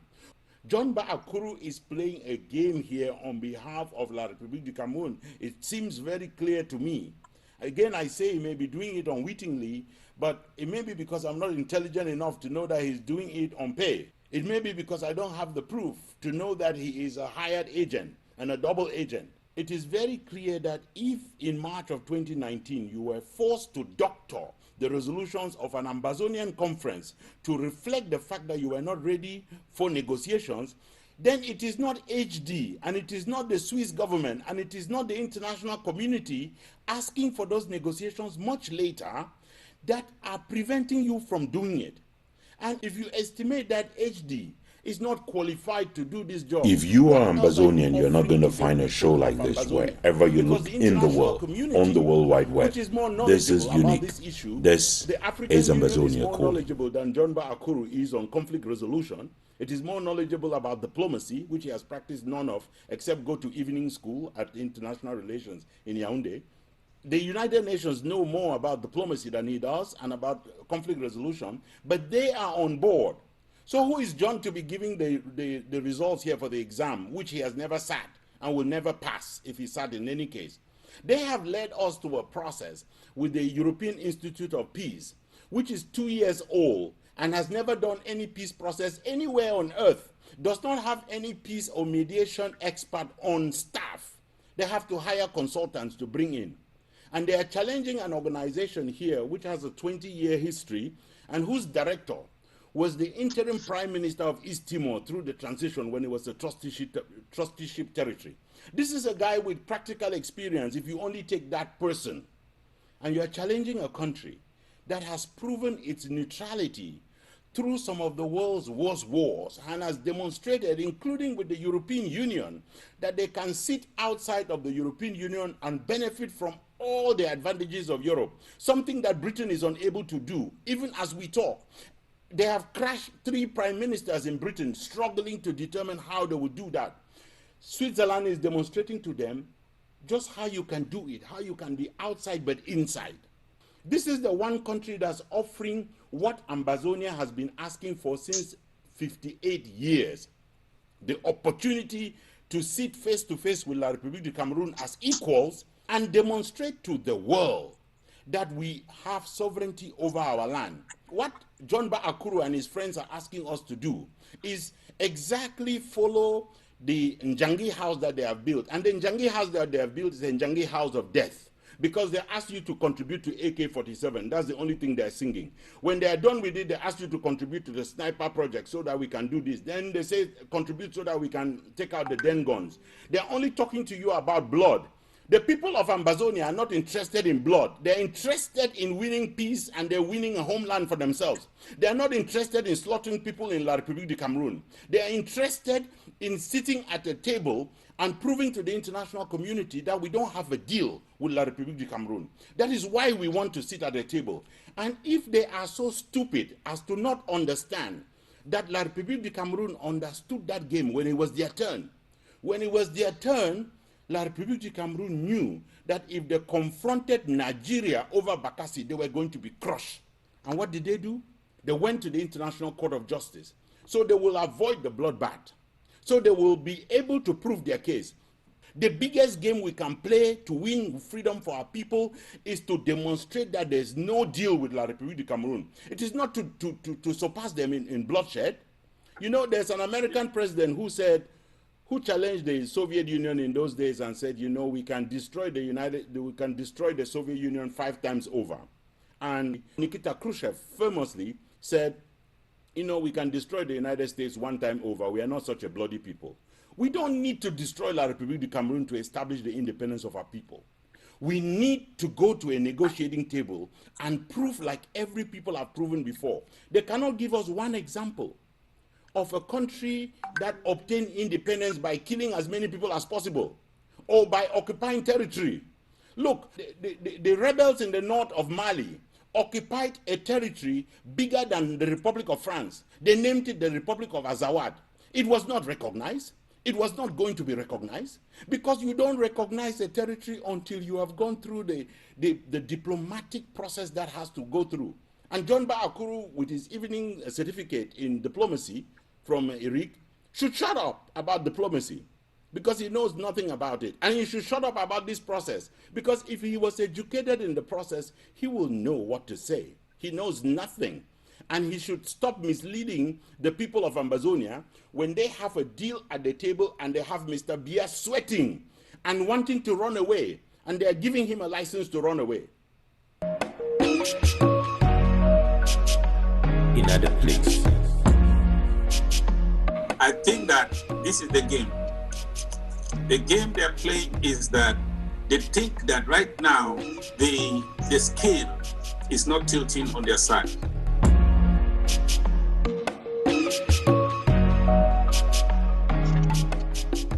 They want to be in charge, and in charge not just by title, but knowing that they have the yam and the knife. They are the ones who decide for this revolution. So what they have silently endorsed in their cabal is to make sure that they do everything to bring down everybody and take charge. When they have taken charge, any opportunity that will come for peaceful negotiation at that time will be acceptable, will be right, and will be correct. But for now, they are not in charge. We are all in charge, and that's not good for them. They have to be entirely in charge. They have to be the people who still make the yes and the no on the table. They want to spoil it or own it. If they cannot own it, they can spoil it. So their strategy is to delay, to say we are not ready now. Some people have signed oaths with them. They have taken oaths with them to belong. Let us rewind the tape a little bit there, Dr. Saku, because you said they will be negotiating for Ambazonia. Will it not be negotiating for special status? Is for special status? because if they take over, we know where they stand at this point in time. This fight for them is not for Ambazonia. Let's not kid one another. We know that this fight for them is for a special status. That is where Ntumfoyn is going to become prime minister of the special status country, and John Bakuro will be the spokesman of the country. Is that not where this is heading to? And that Ambazonians must not be fooled into thinking that this gentleman, as well as Professor Anyangwe, who has looked for ministership and it's been elusive to him for the longest time in Cameroon, that they are really looking for what you say they are. Their strategy is to enter the cockpit and take over the control. Then they can determine the destination. If they started telling you now that we want to go for special status, everybody will cry foul. I say, what are you doing here? So they start their strategy is to delay the process where all of us are involved. And they know that by our position and the caliber of everyone that is involved, if it has to be by consensual decision, there is no way they would deliver according to their design. So they are not in control. So therefore, is to delay. The first thing is to delay it and look and make sure that they can enter the cockpit and take the control. So that when they sit on that table, they are the ones who will decide the table, who will decide when, who will decide what, and who will decide the destination. This is positioning so that some of the money that the Republic is desperate to spend for anyone who will help them to undermine this the process that will get us independent or to kill it, their position, they are saying, come and give me, I will do it for you. Because I mean, I can do it for you, I can do it better than you. So that's what is happening. And I want Ambazonians to be smart, to know that we cannot be crying for the international community, going from embassy to embassy, winter to winter, for years upon years. Then opportunity presents that the international community for the first time is mobilized towards a peaceful solution. Then suddenly, some holier than thou, some know all, just come along and tell us we are not ready. Until we are ready, we have this opportunity to have the international community sit us and we have a negotiated settlement with the other side. The sooner, the better. Not when John Bakuro will determine. And let me say this: when somebody deceives us and say, Ambazonia, and say, it is not now. Is it one party who determines the end of the conflict? No. The two parties have to determine the end of the conflict, and somebody must bring them together. For somebody to say it is not now, it is when. How do you know that time? And it is elusive. It is deception. For somebody to say that I heard somebody, one of the leaders, say that by January they are going to defeat the Republic. This is ridiculous. Even the mouth that is saying it, the brain in that head does not believe it. That we are going to defeat the Republic and we are going to declare victory. We will not have to talk. That's nonsense. You see, even the followers who are liking and forwarding, they know it's a lie. Why do we deceive ourselves like a cursed people to believe people who are telling us, I'm going to tell you a lie now, and then we tell the lie and everybody say, yeah, you are right. We have the law on our side. We have the international community now on our side. We have the arguments in our favor. Somebody is telling us that we are not ready. That instead we are going to defeat them. Wait and see. Give us the money. We are going to defeat the Republic hands down until there will be no bombs again, no war again, no peace again. We have taken over. We will declare victory. Lies, and they know that's a lie.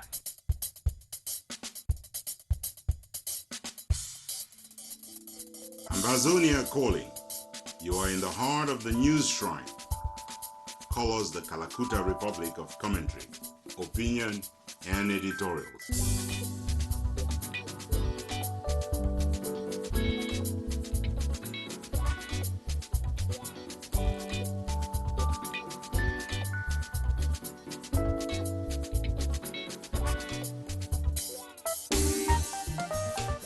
FAKO had used the word, they want to take over the cockpit. In other words, he's saying that they are hijackers. Their goal is to hijack the plane which is carrying Ambazonians. Make sure they kill all those who are on the pilot, on the control. Kill all those on the control, kill even the hostess and the hostesses. and then they will decide when they will crash land the plane. Because when they do that, they will not land the plane, they will crash land the plane. And then he has even gone further to say that he thinks that they are auditioning for something. Definitely, they might be auditioning for position within La Republique or auditioning for position of spoilers when La Republique can invest the cash for them to do the real job to become spoilers as La Republique themselves are doing. These are the things he has raised. My concern is simple and it is shocking. And I want to thank Comrade Ntumfoyn for bringing it out. When Comrade Ntumfoyn discovered that the resolution was changed, it was because, to the best of my knowledge, we were supposed to send a copy of that resolution, if I'm not mistaken, to Philemon Yang. We're going to send it to the Swiss government. I mean, to the Swiss government. I think that correction has to be made. It was supposed to go to the Swiss government. So, in the course of it, we're looking for that resolution because the resolution was in the computer, the laptop of Comrade Fontaine, and it is Comrade Fontaine and Anyangwe who sat the two of them in the hotel to do all of that editing and they remove all of those things. They took more than 2 days to send that resolution.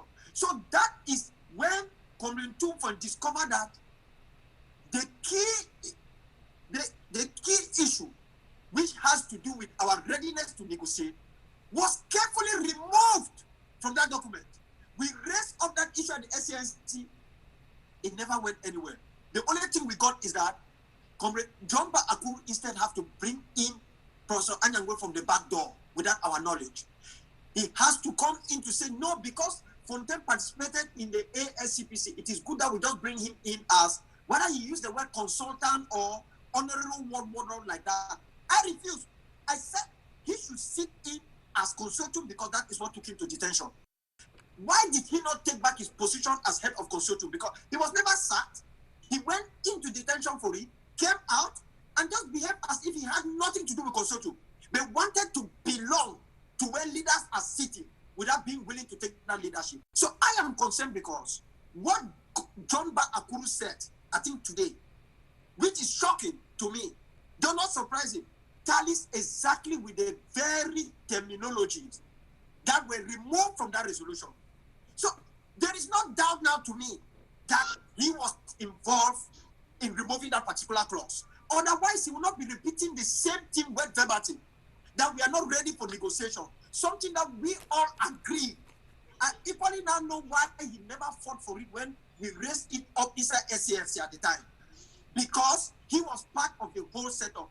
Look, this is a triumvirate of evil. This is the triple E. I am shocked, but I'm not surprised. And anyone who is going to fall for these guys because they know how to talk, because they have flowery words, let me assure you, evil can go around the world 10,000 times before good, but good always triumph. They will not succeed in trying to win our people, period. Thank you.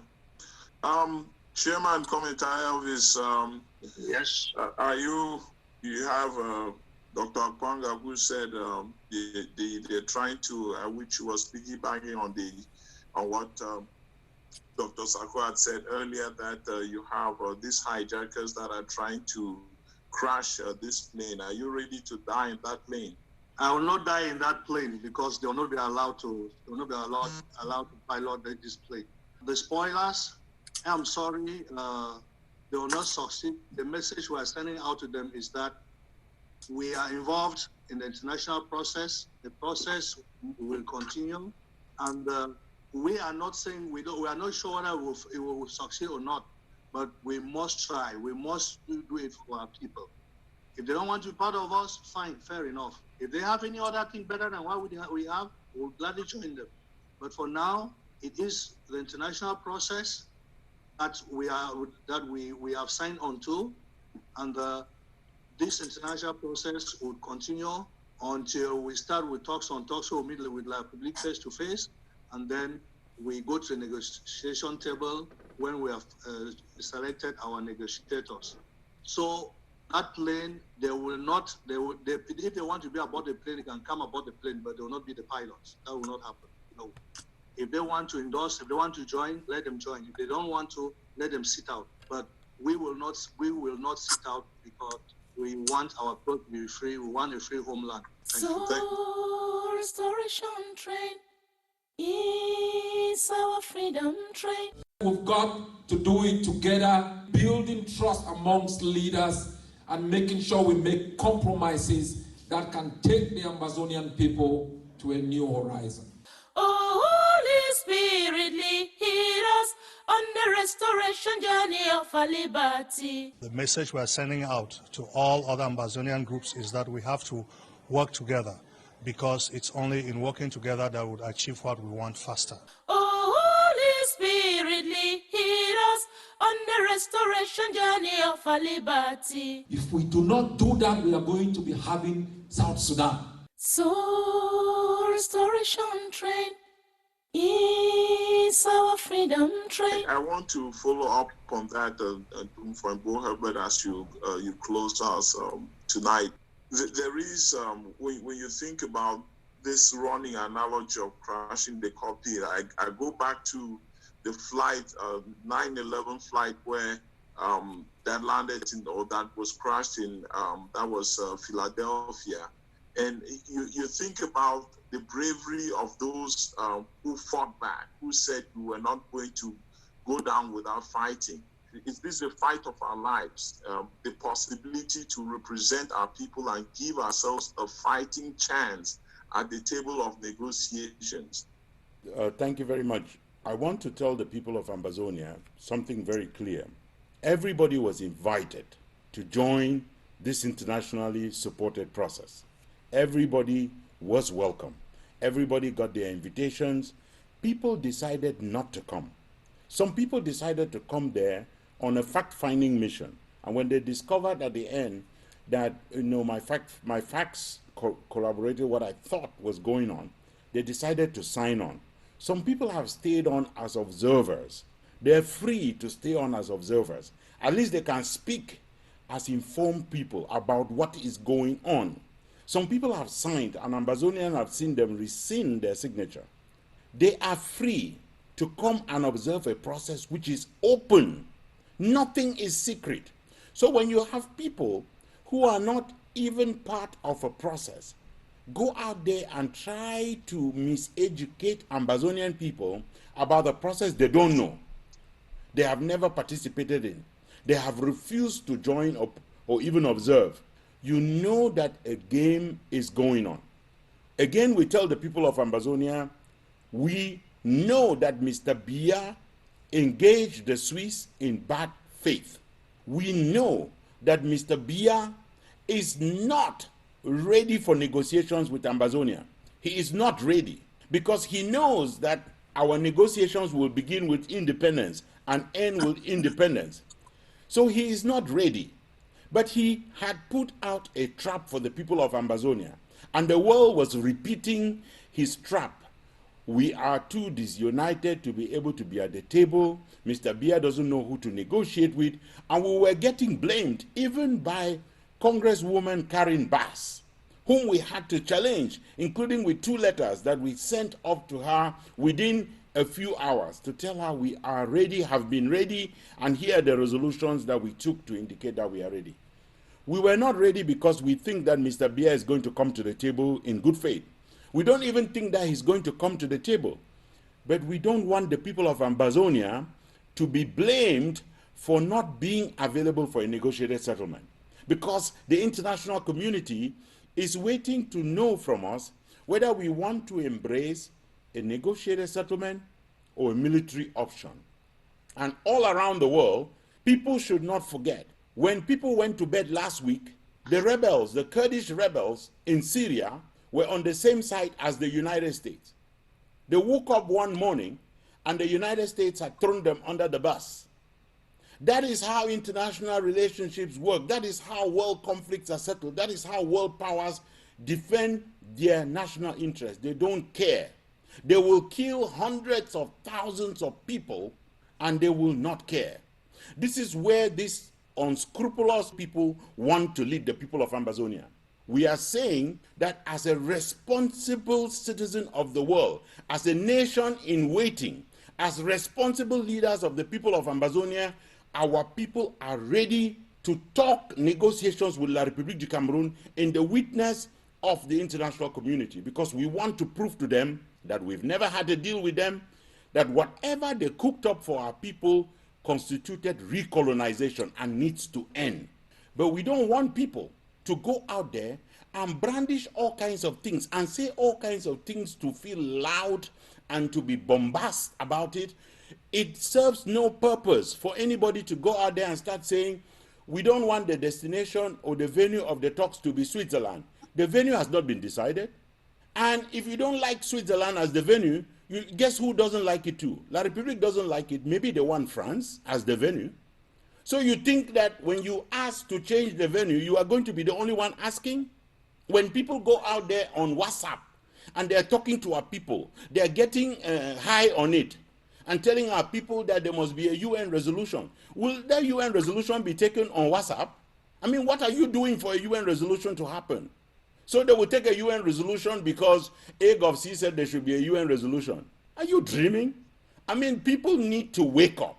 We have got millions of Ambazonians who depend on our leadership to provide them with the best possible chance for them to win a homeland for themselves and to live in peace. That responsibility is not for us to go out there and caress our egos. It is not for us to go out there and show how much we can be bombast.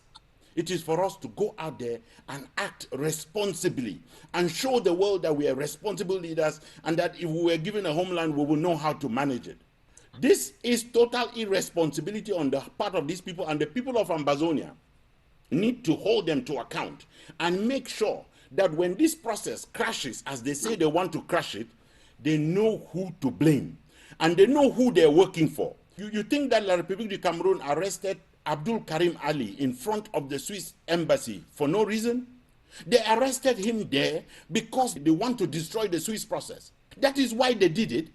And that is why these people are running around, so many of them pretending that they are concerned about the safety of Abdul Karim. They are not. Abdul Karim is the bravest of us. He is one of those who did not take to flight when he had an opportunity to apply for asylum in Switzerland or anywhere else in Europe if he wanted. He went back home as a brave soldier of this revolution, as the only one who's been sitting there in the mouth of the lion and speaking on behalf of our people. We need to celebrate his bravery, not talk about his victimhood. He is not a victim. He is a hero. He is like Mandela, locked away in that jail, who did not want to come out. If he was going to come out, and apartheid was going to survive. Abdul Karim wants a free homeland for Ambazonia. We want a free homeland for Ambazonia, and we want to be a responsible citizen of the world. Not irresponsible people who think that they can run around and do all kinds of things and you can act outside of perimeters that are set by the international community. When the world says we want negotiations without preconditions, they mean that we come without preconditions and La République comes without preconditions. All these people setting up conditions and listing them, it's not because we don't know conditions. It's because we know when the negotiations will open, we will raise conditions. But we want La République at that table first. And we want the world to know that we know what we are talking about and that we can be trusted to lead our people to a homeland. Since the days of John the Baptist, the kingdom of God suffered violence. Let the violent one takes it by force. John the Brown King, boom. The cry, about what the cry. Don't tire, about what why. Women are the crying, crying.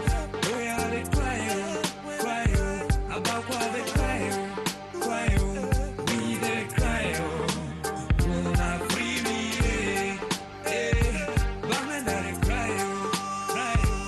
We are the crying, crying. We the crying. Una free me.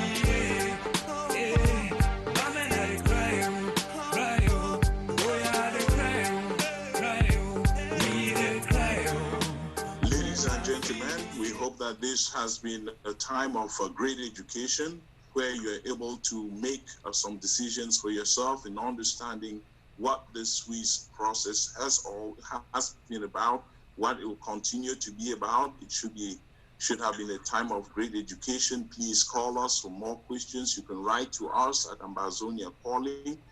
We'll be more than happy to schedule more of these sessions, as you heard from our guest today. Thank you for listening to Ambazonia Calling. Ladies and gentlemen, fellow citizens of Ambazonia, friends of Ambazonia, we hope you have had time to listen to the people, our leaders, who have been following up with this peace-led process. We hope that having listened to them, you can now make up your minds, knowing where the truth lies. This is the beginning of one of many series that we're going to be running, specifically dedicated to the international-led process by the Swiss government. Send in your questions, like Bobby Innocent said, and let's continue to educate.